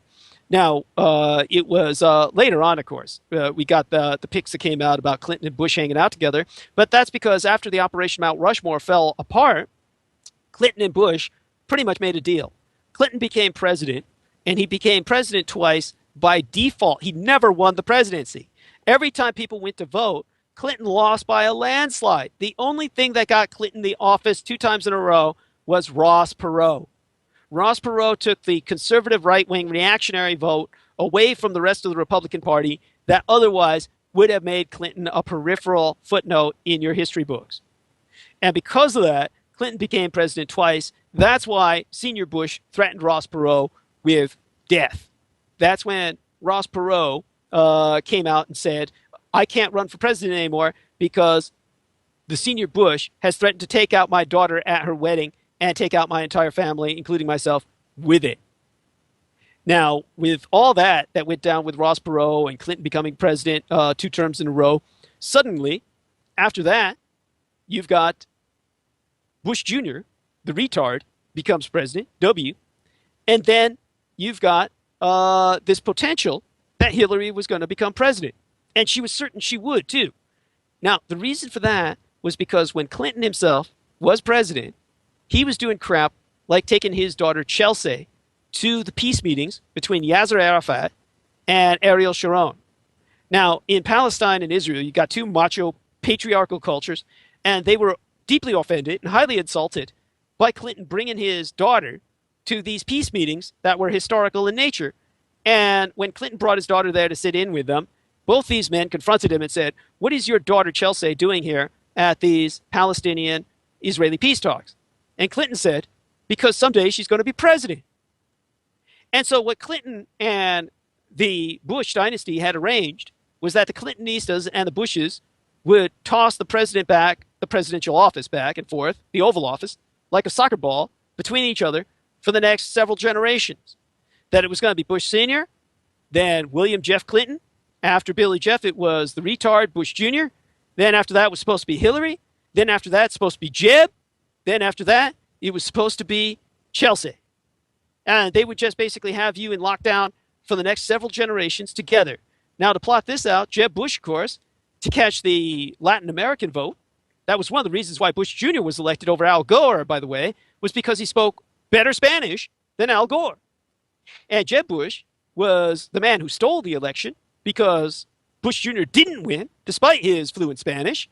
He actually lost to Al Gore, but they stole all the votes through the judge that stole that election in Florida.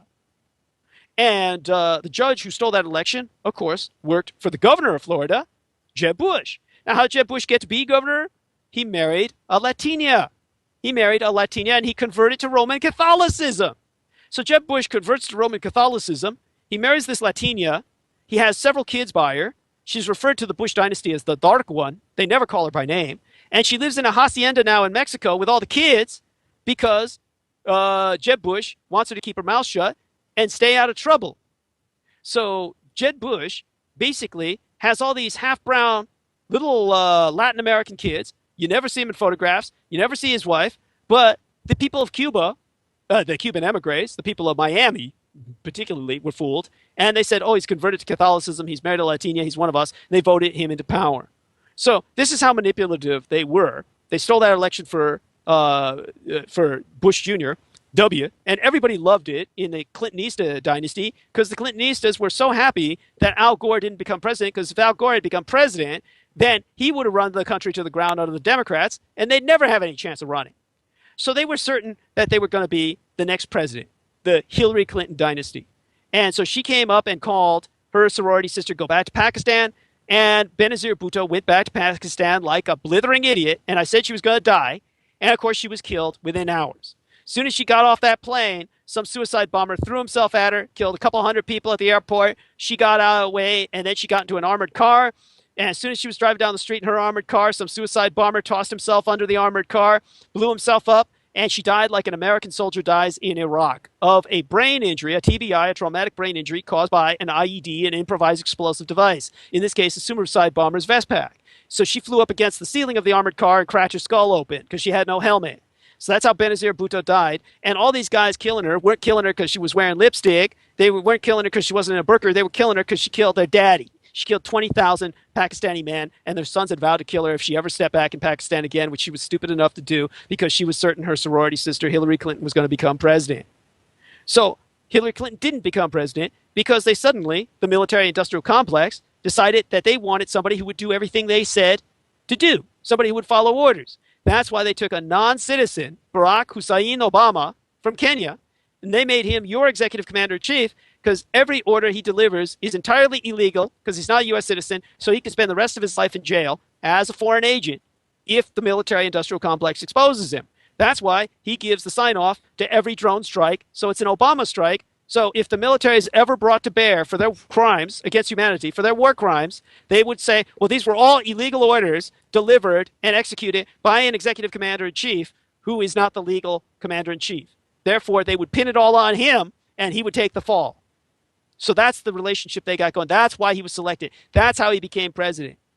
And now, of course, you got Donald Trump, and he's just part of the professional wrestling match. All this domestic politics is professional wrestling. Donald Trump is just Hulk Hogan with a dead squirrel on his head, and he goes out there and expresses a lot of white rage in terms of his own impotence, and he's running against Hillary, and it doesn't matter which one of them becomes president. The fix is in, and you're going to have civilization collapse, no matter what. And the end result is, if you think your vote means anything, you're a fool. I don't even know why you vote, and quite a few of you don't. And as far as I'm concerned, you're much the better off for it if you don't. So that's the situation as far as that went down. So you've got the situation in which you're the enemy. You've got a bunch of presidents select as opposed to elect. They're there to serve your military-industrial complex, which runs your nation as a junta. And your military-industrial junta has run your reality by destroying records that they're no longer even aware of, so that all of you are operating blind, and that's why you lose every war you ever engage in.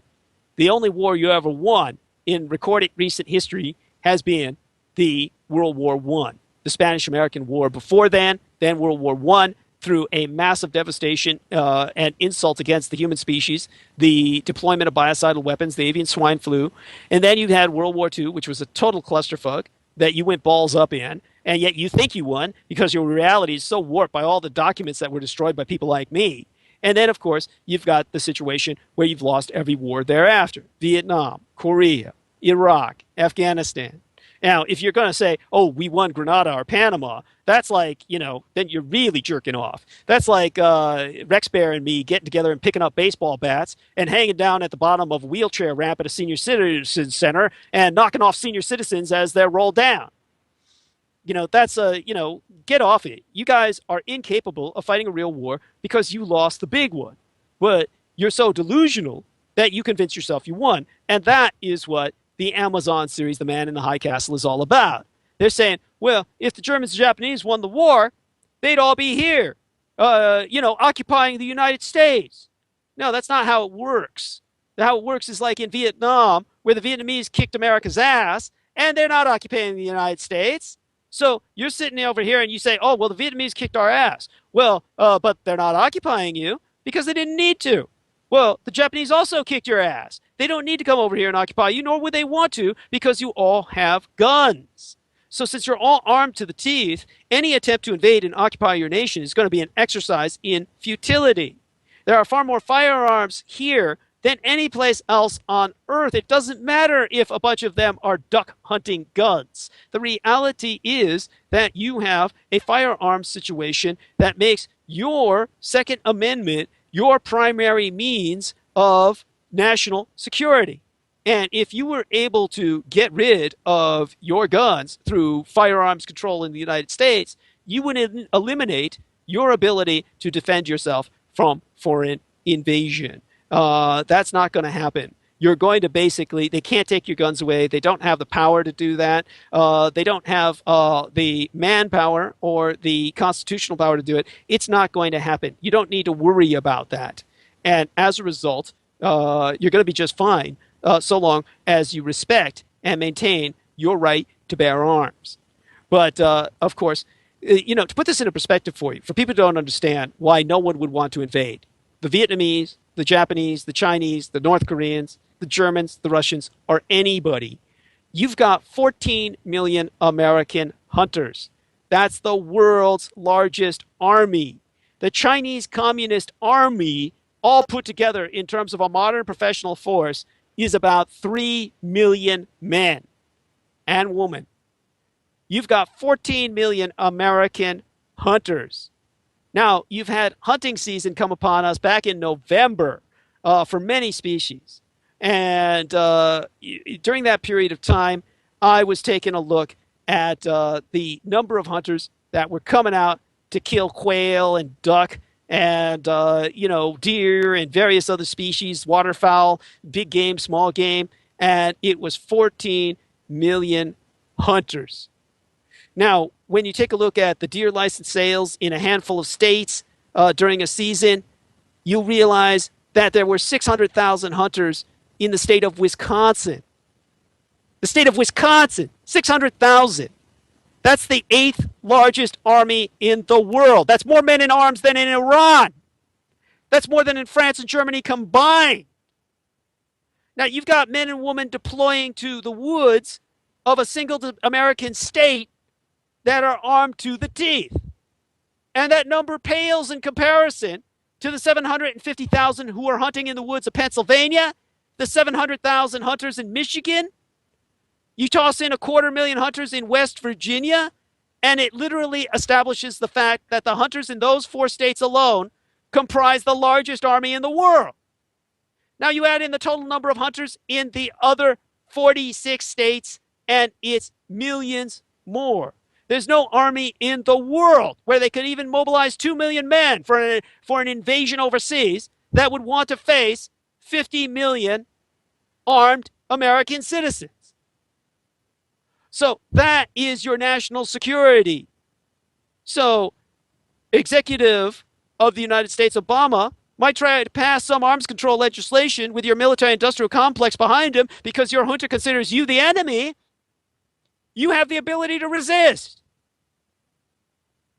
So don't buy into the hype. This is why the Japanese didn't want to invade. They forced you to sue for peace by threatening genocide through biocidal weapons, so you would rebuild their industry, and now Japan has the highest quality of life in the world. But it's your psychological conditioning that makes you think that they lost, and you're sitting here in a Rust Belt with American steel dead, United States industry gone to hell in a handbasket, the majority of you unemployed, and you think you won.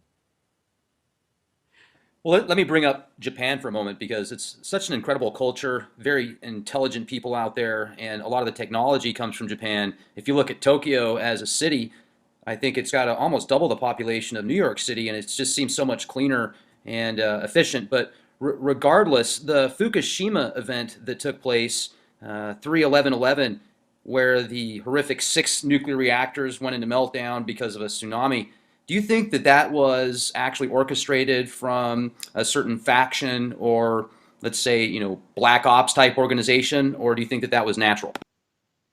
Oh, of course that was organized, and of course that was an attack by the United States government, which of course has a record of this. When you take a look at the tsunami that occurred, that was exactly what had happened in Indonesia years before. That same kind of tsunami, which takes out a country just as it's beginning to become a dire threat to the United States. To put this into some perspective for you, I noticed that you were speaking about the movie about the Fukushima event. What exactly are you referring to in the text box, might I ask? Yeah, I want to talk about this for a moment. Anybody can go to YouTube and watch this clip. It's about 3 minutes maybe. In the movie Knowing that came out before the Fukushima event, Mr. Nicolas Cage is sitting down watching TV, and not only does it portray the Gulf disaster that happened, it shows the exact same event happening on the TV screen that Nicolas Cage is watching in the movie Knowing, same dates and everything. It also portrays in this film the Fukushima disaster before it happened by certain scenes in the movie. When the clock would hit midnight, it would pull up TEPCO. And at midnight, if anybody knows about doomsday hour nuclear, at midnight, once it does strike midnight, that's when the nuclear Armageddon takes place. And there's some other connections that I can't remember off the top of my head, so I just recommend watching the clip. You can just go to YouTube, type in Knowing Fukushima or Knowing Gulf oil disaster, and it'll show both of them. But just another example of Hollywood conditioning, what you call pre-programming, and it just makes you seem, wow, okay, if this is all happening based upon just coincidence.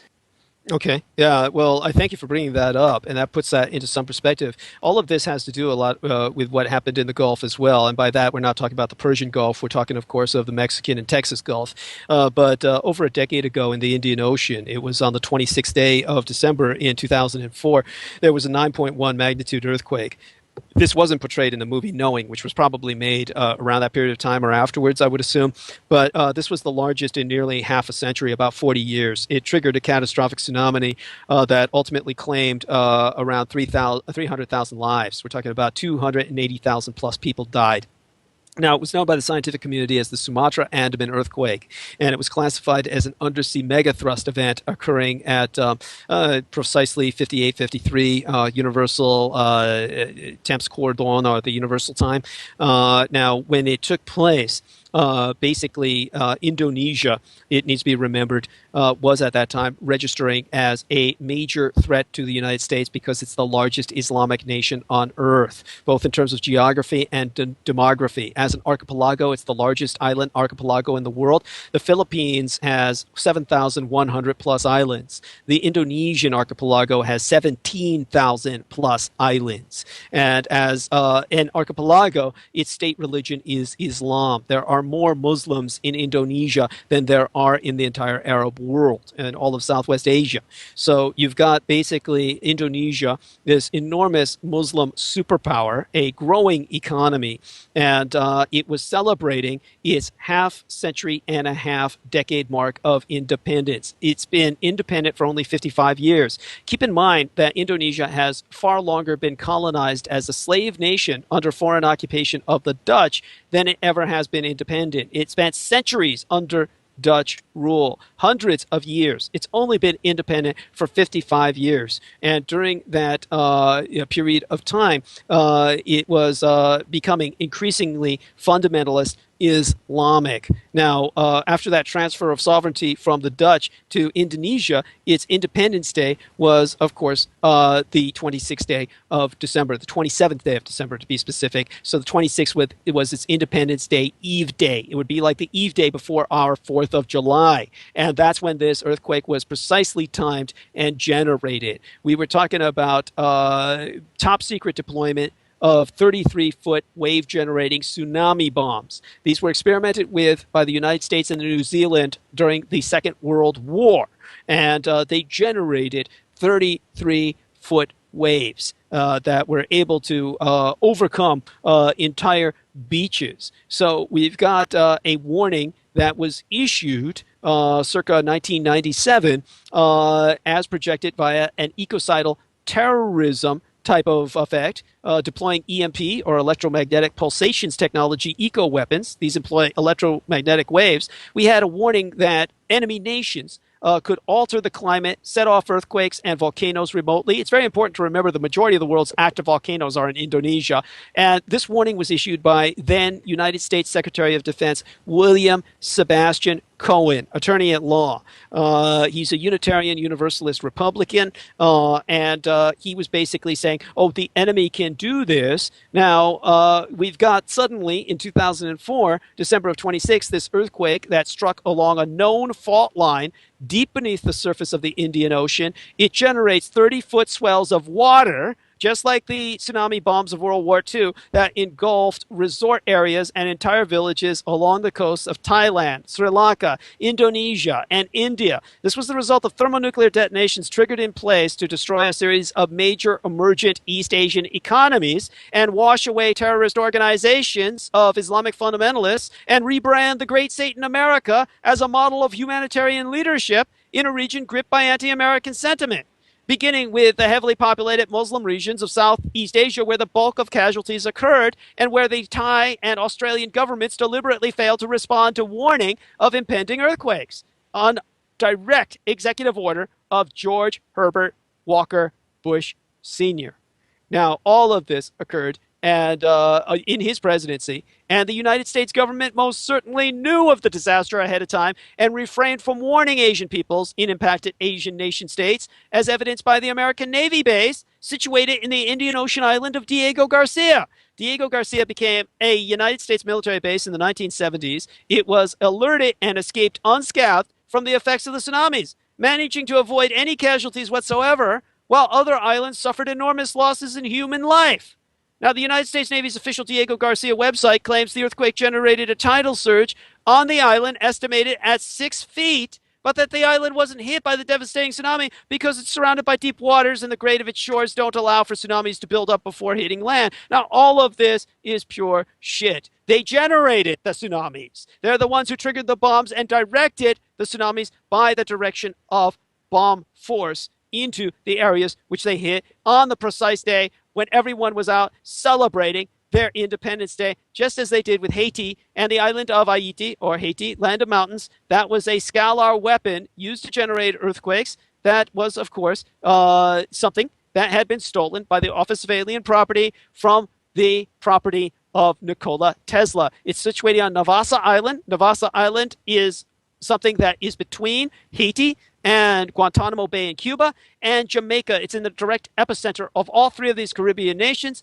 It is part of Haiti by the Haitian Constitution, and the Americans invaded and occupied Navassa Island, where they remain to this day. No one is allowed near Navassa Island. The Coast Guard patrols it, and they have orders to shoot to kill if need be if you try to land on Navassa Island yourself. Now, Navassa Island is where they maintained the Scalar weapon, which generated the Haitian earthquake, which was one of the greatest disasters in recorded human history in the Western Hemisphere, killing hundreds of thousands of people.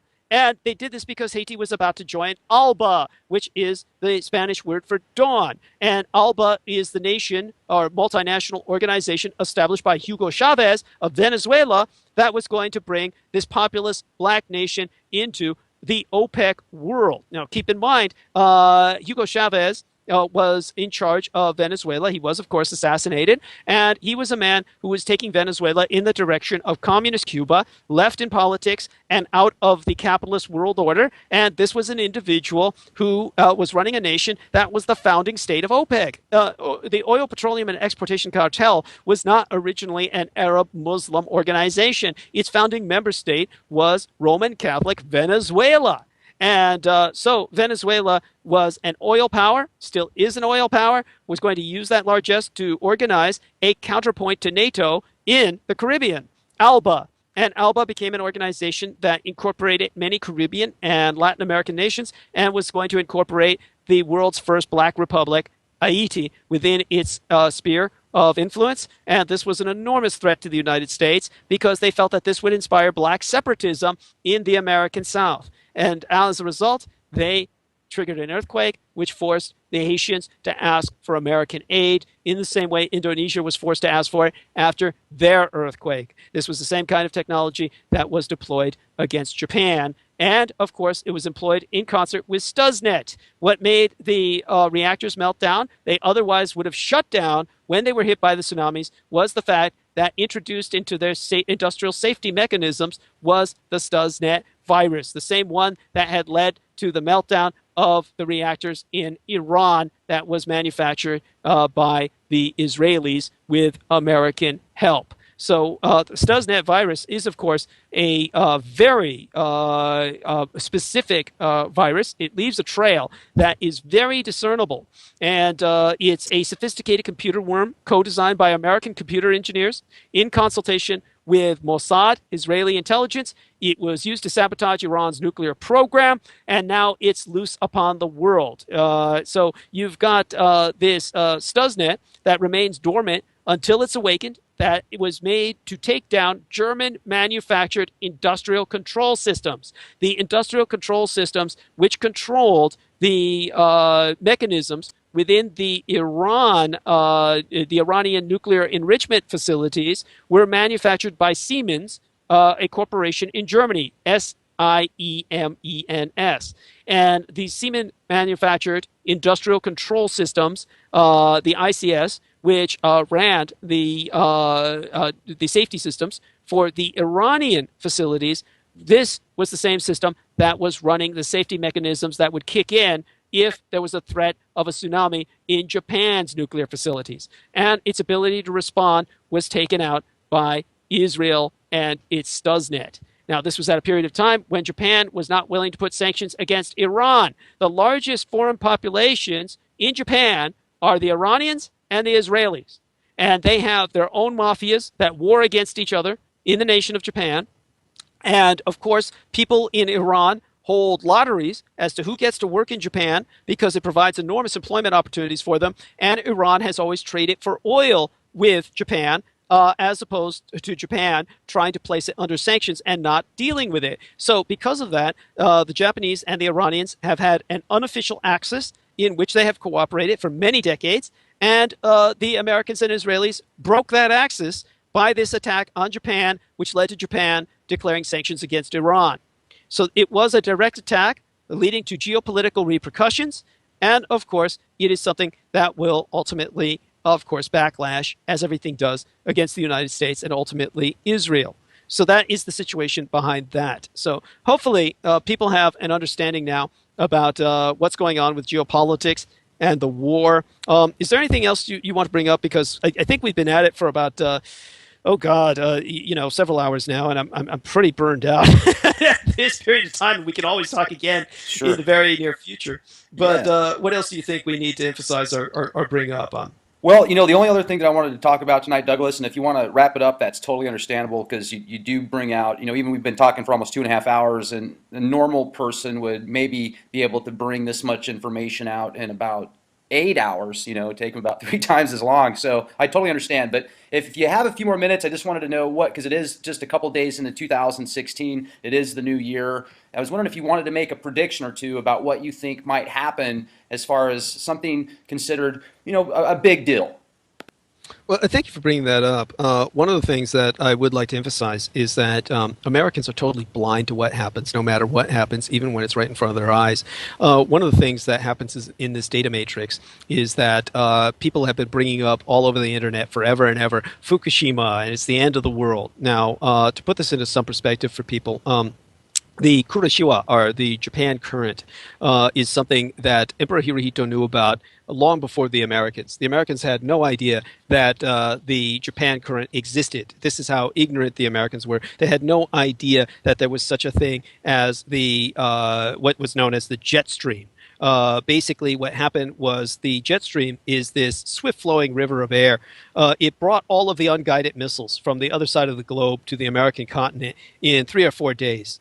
This was a total surprise to the Americans because the Americans were totally ignorant of nature, as opposed to Emperor Hirohito of Japan, who was a marine biologist. And as a marine biologist, Emperor Hirohito knew that the Kuroshiwa, or the Japan current, is what formulated the air current above it and created the jet stream, which only went one way. It only goes in one direction from Japan to the United States. So there is, of course, a justifiable concern that, Fukushima's radiation, of course, always comes from Japan to the United States. Now, in terms of what this results in with the radiation, we have a measurement of it that can show you that it might have an impact, but the reality is that the radiation doesn't stay in Japan. It blows over towards the United States, or due to air currents blows over into Siberia. So we have a situation in which the radiation may double, it may triple, but it's not going to impact people in Japan to the extent where you had Chernobyl impact people. You have far more radiation going into Siberia or coming into the United States than you do in Japan. So that's why you have people who say, oh, okay, that's why we should worry about Fukushima. And yet it's still nothing compared to, say, what will happen to the United States because of the oil spill that took place in the Gulf. The Gulf oil spill, combined with the Haitian earthquake that was triggered by the Americans, combined with, of course, Hurricane Katrina before that, has led to a triple whammy that has destroyed the United States economy, and yet Americans are entirely unfamiliar with it.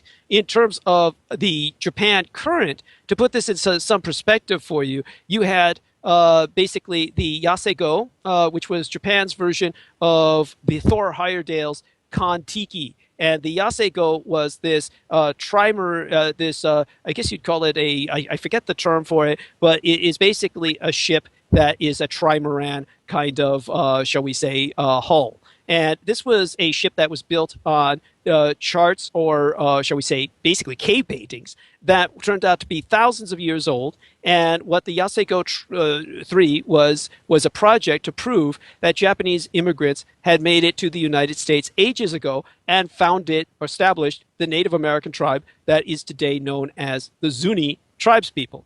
And the Zuni tribespeople speak a kind of variant of Japanese. They make very Japanese-style pottery, And so we had this situation in which to prove their roots as coming from Japan. Then we had a situation where Japanese anthropologists built the Yasego 3. So you had this 43-foot double-canoed catamaran built on this design found on stone paintings back in Japan that were 5,000 years old. And on June 28th of 1980, it landed in San Francisco after crossing the Pacific from Tokyo by following that same North Pacific route along the Kuroshio, the Japan current that carried all the unguided balloon bombs. Now, it was equipped with only sails, a rudder, and a centerboard, and it was propelled only by the winds and the current, and yet the boat logged up to 170 miles a day. It traveled 5,000 nautical miles, 4,842 to be exact, to arrive in San Francisco 7 days ahead of their calculated schedule. Now, on June 14th of 1962, years before I was born, 2 decades before the voyage of the Yasego Trix, the San Francisco Chronicle reported that a young Japanese man had sailed alone in a 19-foot sloop from Osaka Kobe to San Francisco. It took him 73 days, from May 12th through July 24th, and it only took him that long because he had endured 5 storms along the way.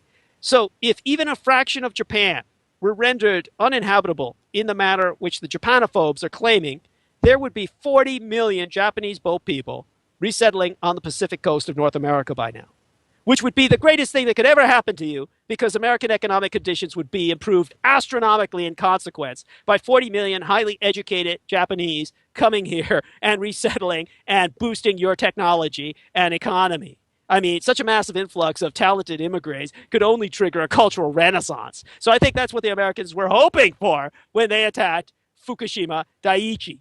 So in terms of that, however, that's not what you got. Instead, what you've got is this problem that was created by Hurricane Katrina. You've got the problem created by the Haitian earthquake. You've got the problem created by the Gulf spill. And this triple whammy has brought you into this economic malaise, which you keep distracting yourself from by the media, concentrating itself on the so-called disaster of Fukushima Daiichi. So in terms of this jet stream, by the way, it certainly impacted your war effort, and that's why the Americans decided they were going to build HARP.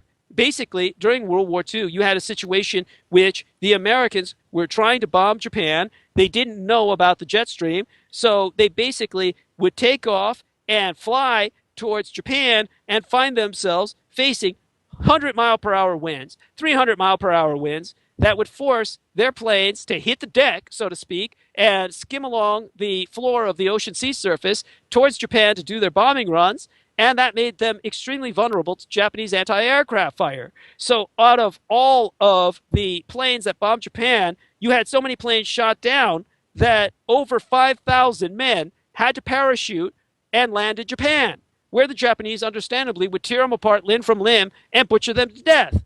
The lucky ones got caught by the police or the military for interrogation, and out of all those 5,000 men downed over Japan, less than 80 of them survived. So you've got the Americans realizing that their greatest enemy was nature itself, as understood by the marine biologist Emperor Hirohito. So the Americans designed HARP to reverse the jet stream. Now, the way that you can find out that HARP is not being used or deployed is by looking at the fact that HARP is monitored by the University of Tokyo. So the University of Tokyo monitors HARP. It's dormant most of the time, and the end result is that people realize the Japanese are monitoring it because they realize it's an anti-Japanese weapon designed to reverse the jet stream. But they're not turning it on to blow radiation back to Tokyo because everyone knows that the radiation is not particularly a threat. So that's not what you need to worry about. What you need to worry about is what has happened in America with Katrina, with the Haitian earthquake, and of course, what's happened with the Gulf oil spill. So we've got a situation in which, of course, if anyone has any doubts about the Scalar weapons, you need to really analyze what happened with Aum Shinrikyo, the Japanese doomsday cult, which had plans to overkill the emperor and overthrow the Japanese state and replace it with the dictator Shoko Asahara. And he, of course, was executed, the blind cult leader who ran Yom Shinrikyo, and he had a strong interest in energy weapons, especially those developed by the legendary inventor and electricity pioneer Nikola Tesla. Tesla's inventions, especially the so-called HARP, which is accurately designated HA to the third power, R to the second power, P to the second power, or HA cubed R squared P squared, which is an acronym for High Frequency Activated Auroral Atmospheric Resonance Research Projection Program. Now, the numbers in such acronyms are never vocalized. It uses ELF, or extremely low frequency waves, for EPT, or Earth Penetrating Tomography. This allows for the possible prediction of earthquakes and volcanic eruptions. Now, its subterranean surveying capabilities suggest in the minds of the layman that it can be used to detect fault lines and therefore might be used to affect them. Now, this deduction doesn't reveal a realistic grasp of the principles of geophysics. Indisputably, however, Tesla developed a terrifying array of energy weapons about 100 years ago, including ones that could indeed cause earthquakes. And what these use are EMP. These are electromagnetic pulses. So in 1993, the representatives of the cult of Yom Shinrikyo visited the headquarters of the International Tesla Society in New York City seeking patents and documents. But such research notes had been seized by the United States government's Office of Alien Property. That was the same one that had overseen the federal seizure of all real, physical, and material properties of Japanese Americans illegally stripped of their U.S. citizenship en masse in 1942. On Tesla's death in 1943, it used those same powers to seize Tesla's property because he had been deprived of his own U.S. citizenship as an enemy alien because it was declared constitutional by your United States public, constitutional decades later and retroactively justified. But at that period of time, even though it was unconstitutional, was supported en masse by your American public. And Tesla was, of course, vilified in propaganda. They brought Bela Lugosi out of retirement to star in his first major role in years to portray Nikola Tesla as a vampire in the movie Return of the Vampire during World War II.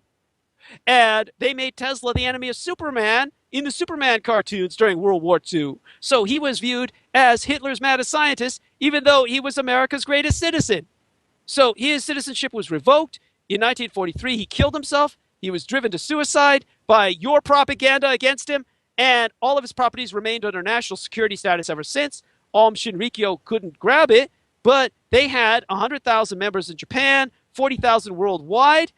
They had another 30,000 members in the Russian Federation, and they had enough money coming in to buy weapons from the former Soviet Union. These included Scalar weapons based on Tesla technology. The Russians had it because Tesla, before he killed himself, gave as many blueprints as he could to his son-in-law and told him, it was either his nephew or his son-in-law, I can never remember, and told him to take it back home to Yugoslavia, everything that wasn't nailed down. And so when his son took it back to Yugoslavia, Yugoslavia was in a state of massive civil war during World War II. The Hrvatski, or the Croatians, were an Axis power, and they were aligned with the Third Reich. The Serbs had been invaded by the communists under Josip Broz Tito, who were aligned with the Soviet Union. So when he brought everything back to Yugoslavia, a great deal of it went to the Third Reich through Croatia, and much of it went to the Soviet Union through occupied Serbia. And as a result, the Soviets had Tesla technology that enabled them to build Scalar weapons, which were ultimately purchased by the Yom Shinrikyo Doomsday Cult. Now, in 1993, there was an earthquake that was reported in Western Australia, the first ever recorded there. Now, it's important to remember Australia doesn't sit on any fault lines. Earthquakes in Australia are geophysically impossible. Australia cannot suffer earthquakes. And yet, it had one. And this was linked with sightings of strange beams of light and investigative operations by Australian national security agencies showed that the earthquake's epicenter was Banjawarn Sheep Station, which had been purchased weeks earlier by the Aum Shinrikyo cult of Japan, which had taken up where the Soviets had left off in secret energy weapons arms race with the United States. So in June of 1994, after years of preaching imminent apocalypse, you had a situation in which Shoko Asahara made a forecast that 90% of the world's urban population would die in poison gas attacks by 1997. This was before the poison gas attacks in the Tokyo subway stations. And then he basically started unleashing a number, or was accused of unleashing a number of gas attacks. So you had him making predictive announcements, following them up by realizing his prophecies, and that's what happened with the Osaka Kobe earthquake. On January 8th of 1995, the Holy Pope of Yomu, Shinrikyo, Asahara Shoko, announced in a radio broadcast, on air, publicly, live, Japan will be attacked by an earthquake in 1995. The most likely place is Kobe. And 9 days after this prophecy, the port city of Kobe, the fifth largest city in Japan with a population of 6 million people, was hit by one of the worst superquakes in Japanese history. Entire buildings, entire apartment blocks, the elevated Hanshin Highway connecting Osaka to Kobe itself collapsed within minutes, within seconds. And this resulted in an enormous amount of damage. The strongest quake to rock Japan in half a century was basically it left 7,000 dead, 30,000 injured, and 300,000 dislocated Japanese citizens in its wake. The total cost and damages was estimated to be over 100 billion US dollars. So everyone in the Japanese government realized that the Shoko Asahara cult of Aum Shinrikyo was in possession of an almost incalculably powerful new weapon of terror, and that Tokyo was the next target, which would destroy the world economy because of Tokyo's importance to that economy at that period in history. So when the Japanese government struck back, they basically turned towards another cult in Japan, and they asked them to take on the Shoko Asahara cult. And this is what you've got in Japan. People don't understand this, but what you have in Japan are cult wars between different cults that fight each other. And these rival cults take each other on and war the way American criminal mafias will war with each other, or the way the drug lords war with each other in Mexico. So we had a situation in which the Japanese government turned towards a Nichiren organization known as Sokokukai, and Sokokukai was the organization that likely conducted the sarin nerve gas attacks in the Tokyo subway that led to the deaths, that led to the prosecution of Shoko Asahara and his Aum Shinrikyo cult. Now, the reason that this is so important to the United States is because the first reaction that the man who investigated 9/11, we've got a situation in 2001 where during the 9/11 terror attack, you had investigative committees that had been set up to try and find out who was responsible. And it was during that period of time that Colin Powell was convinced that this was Scalar technology that took down the towers that had been deployed by Aum Shinrikyo. So as a result, Colin Powell, the first thing he did on November of 2001 was formally label the Aum Shinrikyo cult as a terrorist organization, and he froze all of their assets in the United States in direct response to the collapse of the Twin Towers. So he knew that Osaka Kobe was an artificial earthquake, which means, of course, that your government is well aware that the Fukushima disaster on 3/11, Japan's version of 9/11, was a terrorist attack by the United States and Israel because of their use of Scalar weapons technology. So that hopefully puts all of that into some perspective. Now, how did all of this culminate?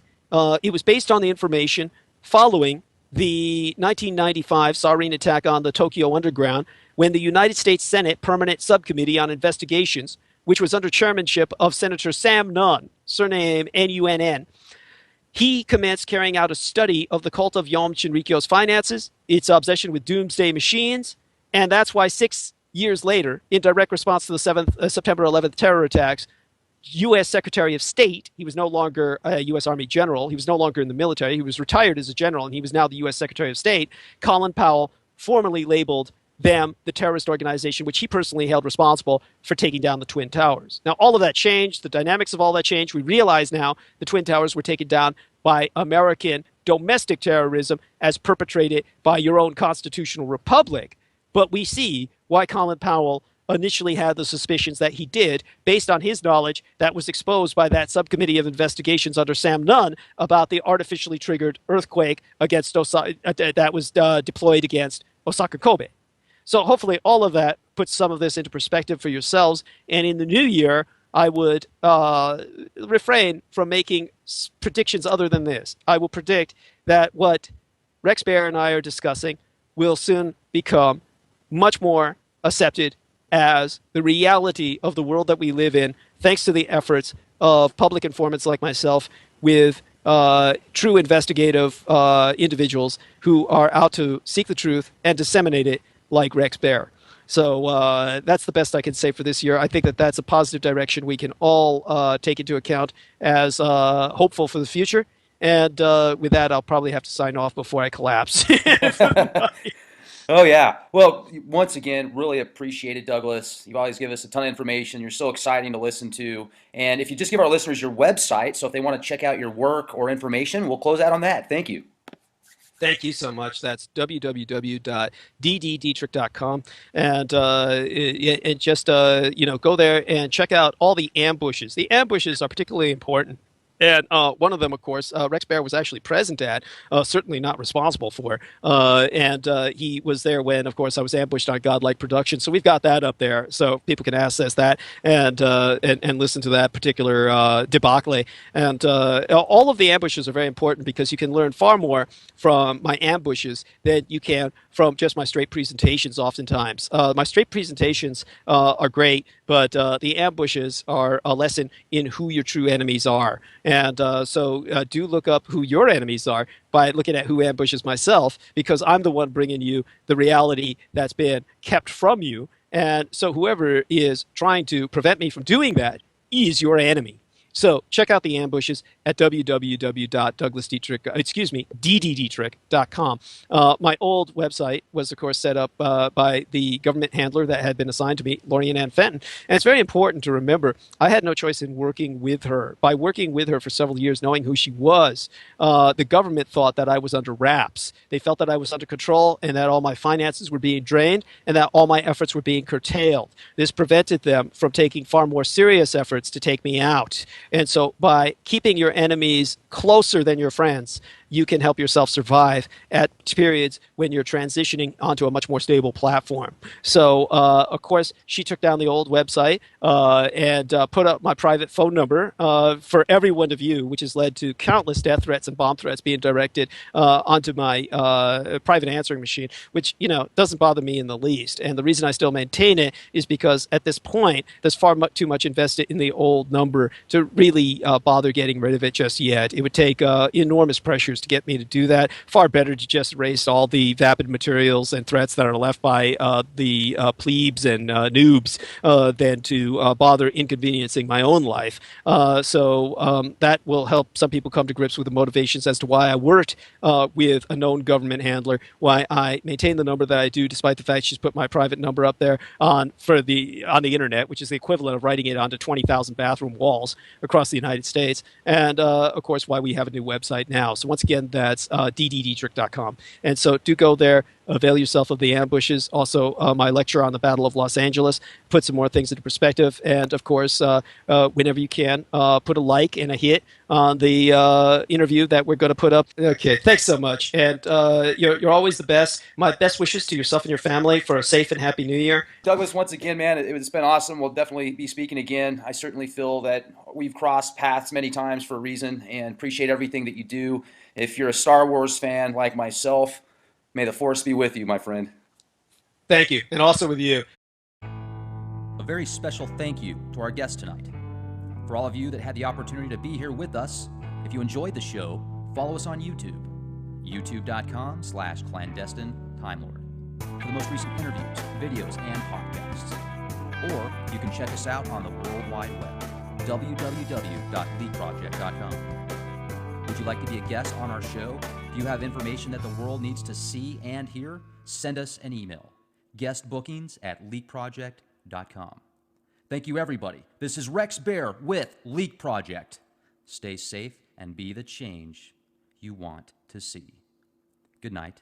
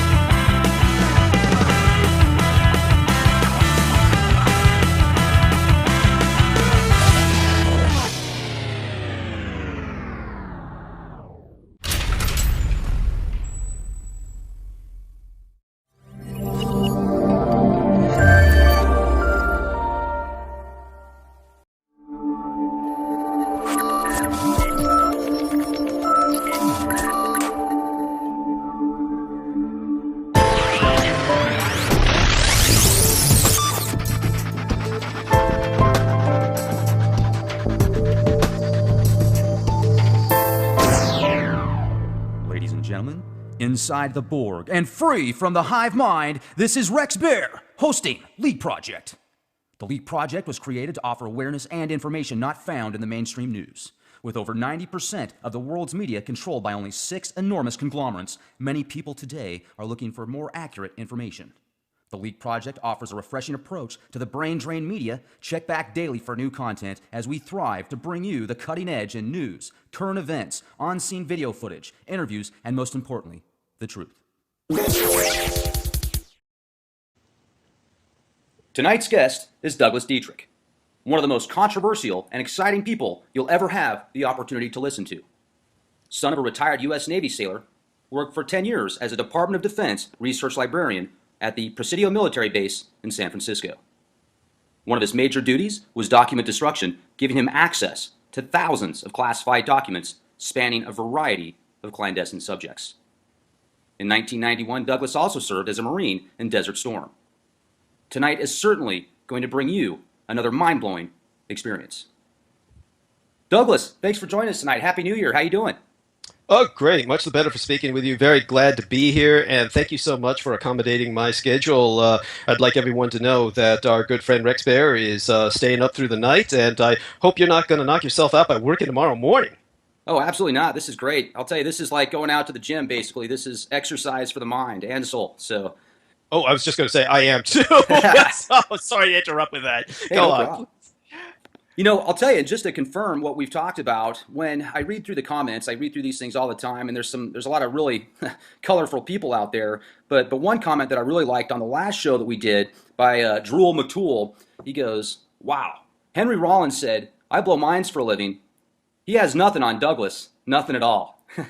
Yeah, I like that, and it's very much appreciated. And of course, we have other comments. I took a look at some that were left on the YouTube channel of the Leak Project, and of course, I noticed some people who are, of course, trying to naysay or nitpick at what I was talking about, and I just have to laugh.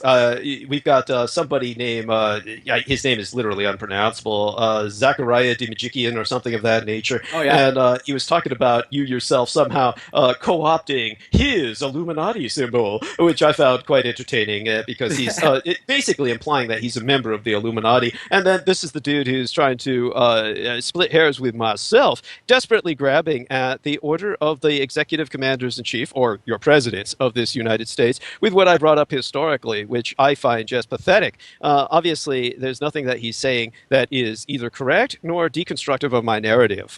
So certainly happy to address the order of the presidents any day and bring them up in context of what we're talking about. And in a sense, it's all relevant because the historical thread is something that very few Americans have an awareness of. As we'll go into later tonight, probably very soon, American consciousness pretty much begins and ends with World War II. But I understand that there's some things going on right now which you wanted to bring to my attention and the attention of our listeners that we should address. Yeah, well, just a few hours ago, there was an article that came out on the Washington Post titled "Armed Men Led by Bundy Brothers Take Over Federal Building in Rural Oregon." So I started to dive into the article, and the claims are one of the Bundy brothers is leading a militia in a specific national park in Oregon. It's about 30 miles south of Burns, Oregon. It's called the Muller National Wildlife Refuge. And they've taken over a building there. They've got supplies. They've got a generator. They've got a bunch of people with them that are standing by their side. And basically, the official story is the reason this has taken place is because back in the mid-2000s, 2 of them were arrested, supposedly starting fires to hide deer hunting in what they claimed their land, but the government said it wasn't. So they served some time in prison. They got out, and then another suit came out saying they didn't serve enough time. So now they have to go back there. And I think a lot of these people are saying this probably took place based upon what happened last year, or I should say in 2014, because it's now 2016. So I wanted to get your thoughts on that. Does this remind you of another Waco type situation, Ruby Ridge setup? Well, it's easy to go in that direction because of the nature of the beast, so to speak. I definitely am alarmed at the direction that this is taken because I was indeed looking at the situation as best as I could. Honestly, I don't have that much interest in domestic politics, and a lot of what goes on these days has basically been so politically, shall we say, colored that it's very difficult to keep track of current events. So when I have been been monitoring the situation, it was through correspondents who lived in area. In this case, on my own program on Revolution Radio, which I host, which is titled Critical Omissions on Topical Tuesday nights, and I do recommend that anyone who's listening to us now, go ahead and check that out. I monologue on Tuesday nights east of the ID line, or the International Date line, and that's on what's called Critical Omissions from 10 to midnight Eastern Standard Time, 7 to 9 p.m. Pacific. And on Saturday nights, I take calls. So anyone who has any questions about anything that I'm saying, don't be afraid to call in and question me about it. Just maintain respect towards myself and my listenership, and I'll be entirely fine with answering questions that you might have. And that, once again, that's a Saturday night firing line, same time slot, 10 to midnight Eastern, 7 to 9 Pacific. And in this case of what was going on with the Hammonds family, and as opposed to the Bundys, or in disambiguation therefrom, but at this point, I think, opposed to the Bundys in the most literal sense, we had the Hammonds, who, of course, have different stories about what their situation is. One of them was that they had started a fire in order to counteract or counteract an ongoing forest fire. That there was a fire that they had set off some other fires to counter effect on what they claimed was their land, and this was apparently illegal according to the United States government by BLM, or Bureau of Land Management Regulations. And so they were ultimately sent to jail for that. Now, of course, we're getting different stories. It might have been something far more irresponsible. Might have been something like setting the fires off in order to scare out deer that they were going to shoot. All of that sounds highly self-destructive. I don't know why anyone would do something that extreme unless they were totally retarded. But Right. we've got like a situation which they got in trouble for. Now, the situation that follows up with that is, of course, double jeopardy. And the double jeopardy comes in the fact that they were sentenced to serve time, which they did serve. And then suddenly it was brought out that they did not serve enough time. Okay, that's illegal. That's double jeopardy. And so what we have there is something that is obviously an injustice, at least by literal interpretation of litigation. Now, there followed a standoff in which militiamen suddenly appeared. Now, the militiamen were appearing because they were concerned with constitutionality. Now, I had one of them on my program by the name of James Patrick, a militiaman who held himself quite well. I do not know if he is at all involved with this standoff as it has gone down in this particular building of which you speak. I would hope not. He sounded quite reasonable to me, quite rational. He sounded like he was there just as an observer, that many of these militia movements are concerned with breaches of constitutionality by the United States federal government. And of course, we have the Bundys. Now, the Bundys, of course, come from Nevada. Whatever their original situation was, I have, in the end, I'm afraid, found it very difficult to have much sympathy with them. They were a very wealthy family. They owned a lot of land. They had a lot of heads of cattle.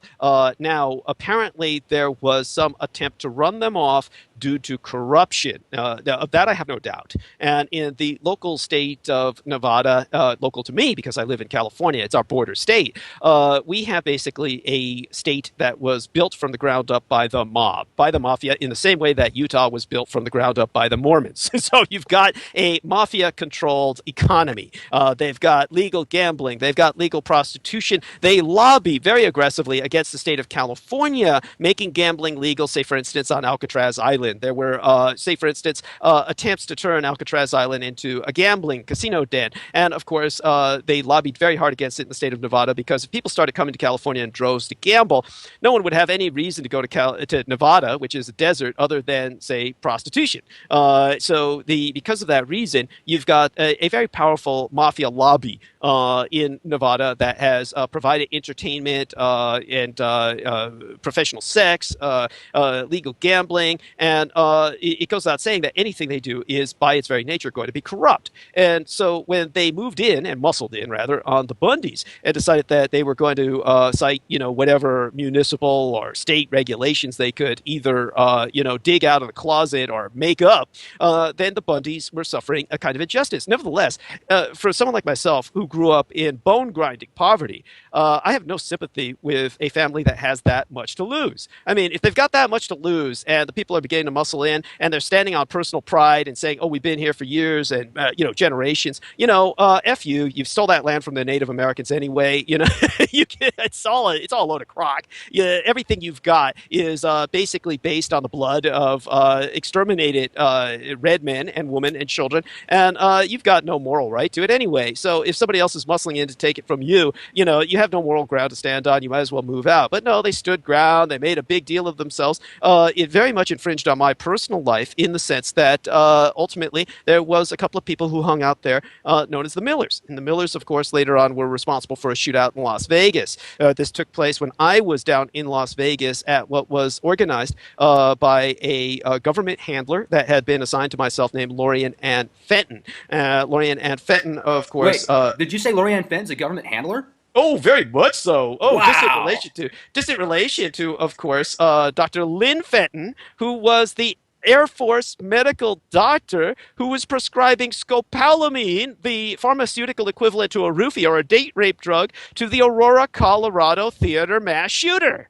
And so when they caught that Aurora, Colorado theater mass shooter, who was certainly the scapegoat, he was so doped up he couldn't even lift his machine gun. So you talk about a conspiracy. That's a conspiracy right there. He was a scapegoat for whatever government assigned mass murderer took out any number of people at the Aurora, Colorado theater that infamous day. So when he was left there with his orange hair and caught and strung up legally, and he's going to spend the rest of his life in a concrete hole, the most outstanding aspect of that individual is, of course, that he was a medical student. And he was a medical student who was a civilian. That's very important. He was not a member of the military. And what is so outrageous that nobody dwells on was the fact that this civilian medical student is seeing a psychiatrist who is of the United States Air Force. How does a civilian medical student see an Air Force psychiatrist? And this Air Force psychiatrist is pumping him full of this roofie so that he can't remember crap, I'll let you take over for a moment from here because I get so flustered when nobody sees these obvious hints of federal involvement. So take over for a second while I just breathe deeply. Well, I'm so glad you brought this up because you're bringing up the realistic side of the evidence that somebody, if you went to a court of law that was unbiased, could possibly, I would assume, prosecute something or somebody or an entity over that, if it's a corporation or a faction or whatever. But let's look at something a little bit even deeper. I firmly believe that a lot of things that take place in the media are basically scripted in certain TV shows and movies, even cartoons. Let's get into the music industry as well. And about a month or so prior to that event taking place, there was a Lil Wayne video that came out called Me, My Homies Still, or something like that. You can Google this and look it up on YouTube. But if you watch the full version of the video at 3 minutes and 42 seconds, Lil Wayne's jumping around in a movie theater with 12 skeletons. It's either 12 or 13 skeletons, the exact same amount of people that was killed in the Aurora shooting. And he's jumping around, and at 3 minutes and 42 seconds, he says going deaf, but it sounds like he says gun death. And to me, that is almost like they're throwing it in your face that it's going to happen before it does, in a sense of, wow, if you really know what to look for, you could say, yeah, that does kind of correlate to that. Or do you think that that's all just reaching out there too far, that's just a conspiracy? Well, what you're bringing up is the concept of media imprinting, that there is a concept of basically pre-programming the populace to basically be exposed to these horrific events in such a way that they register automatically the way the authorities, the federal government, the manipulators, the power brokers want people to receive them. It's basically imprinting people for reception, like a magic ritual. I notice some people might say or might assume, but more like a stage magician. So the potential for that is there. Unfortunately, I think it's a bit too obtuse. Believe me, these things do come up. I see things all the time that are brought to my attention that are mind-blowing. The crisis actors are an excellent point. People bring up these people who are beyond similar looking. They're obviously the same individual. And they show up again and again at these various crises. And they give hint to a government conspiracy, mostly, more than anything else. There's no one else that you could turn to for that. You could say it was corporate. You couldn't say it was the conspiracy of some private group. Obviously, the only people that we could attribute it to would be the federal government of the United States. So in these these cases, you have something that also combines with other points that people bring up, such as, say, for instance, the Simpsons cartoons. And again in the Simpsons cartoons, we see things that just blow your mind as to how prescient they are to 9/11, how prescient they are to Ebola virus breakouts. Family Guy has similar effects to it, and obviously the writers seem to be clued in to pre-program the public with imprinting about upcoming disasters and catastrophes. So it's all quite sinister. I can't deny that. The problem that I have with it is that it implies kind of a game plan, which is very difficult to place on the federal government. They do have game plans, but these game plans tend to go out of control very quickly. The first thing to basically disintegrate on the field of battle is the battle plan. It disintegrates as soon as you meet the enemy. And to the United States government, you are the enemy. It's always important to remember that. And people have no concept of this. If anyone is out there who has any semblance of a comfort zone in the constitutional republic of the United States, if they think in any way, shape, or form that this is somehow a government in which they participate interactively, I'm sorry. At this point in my life, I'm too old. I'm too tired. I can no longer be kind to you. You're a fool. To put this into perspective for you, it all goes back to the Second World War. And of course, we had two major things take place. And it goes back to the Spanish-American War before that. But in terms of the Second World War, people bring up NDAA today all the time. And they in turn are fools. NDAA is nothing other than further litigation. Your government is loaded with fat-ass bureaucrats who are paid to sit on their ass and litigate. So they're going to continue to litigate. They're going to make more laws. These laws do absolutely nothing that wasn't done already by you, the American public. And it all falls on you, the American public. See, this is another thing I can no longer be kind about, because people get upset and they say, oh, Douglas is bringing up all these evils that are conducted by the United States federal government, and yet he's blaming us, the innocent victims, the taxpayers. Well, you're not innocent. You're the people who asked for this. You fought for this. You begged for this. During World War II, unlike, say, for instance, in the Third Reich, in the period of the Third Reich, Adolf Hitler came to power in 1933. Franklin Delano Roosevelt came to power in 1933. You had two dictators assume power. Adolf Hitler assumed power in a true democracy. He actually was not in charge of the Third Reich per se until 1934. From 1933 to 1934, he was in charge of a coalition government. He was in charge of the coalition government of the Democratic Republic of Germany in coalition with the conservatives, who, of course, had won the majority. He had won a minority, was placed into coalition government with them, and therefore was running on a balance of power. Now, the Americans, on the other hand, elected Franklin Delano Roosevelt, who immediately assumed powers of total dictatorship and ushered in an unlimited state of emergency. And the first thing he did was he said, I'm going to take everybody's gold. He took America off the gold standard. So this is how you can tell the men from the boys and the fools from anybody who's given you any truth, a genuine public informant. Say, for instance, the man whose name I'm not even going to bother to remember. You might remember. You might bring it up. That's fine. He doesn't really deserve the attention. He's the guy who claims he was an executive hitman, an economic hitman, a hitman of economies for the corporatocracy. And this individual claims Richard Nixon took America off the gold standard. Now, the moment anyone comes up to you and says Richard Nixon took America off the gold standard,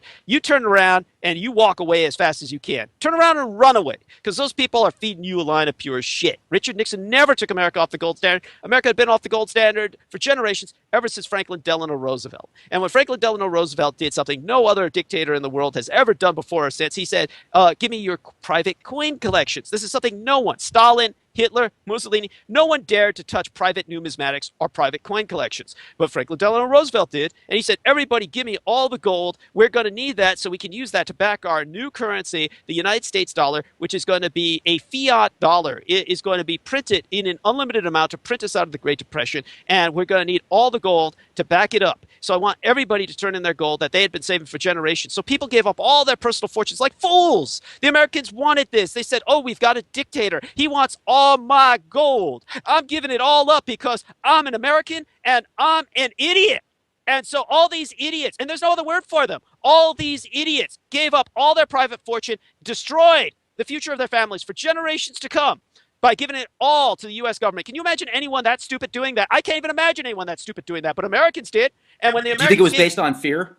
No, it wasn't based on fear. It was based on the fact that Americans were effing stupid. There was no threat. The Americans couldn't come in as a federal government and threaten them with guns. They didn't have the manpower. To give you an example of this, there were, at periods of time in American history, very shortly before that period of time, in which the military was quite small. We had, it was after World War I.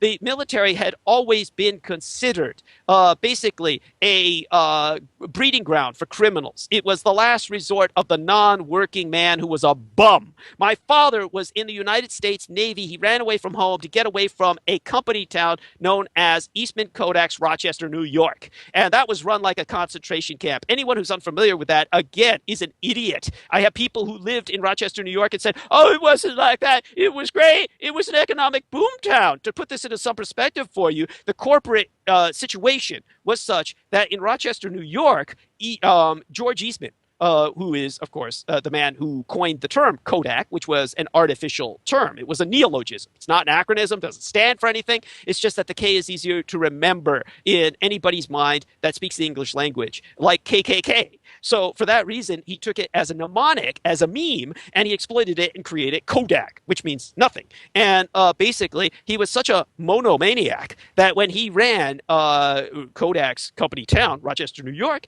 he put the entire town under a separate calendrical system. People can look this up and don't believe me. There was, of course, the Julian calendar of the old church of the Byzantine Orthodox faith. There was the Gregorian calendar of the Roman Catholic Church of the West. And then there was Eastman Kodak's calendar.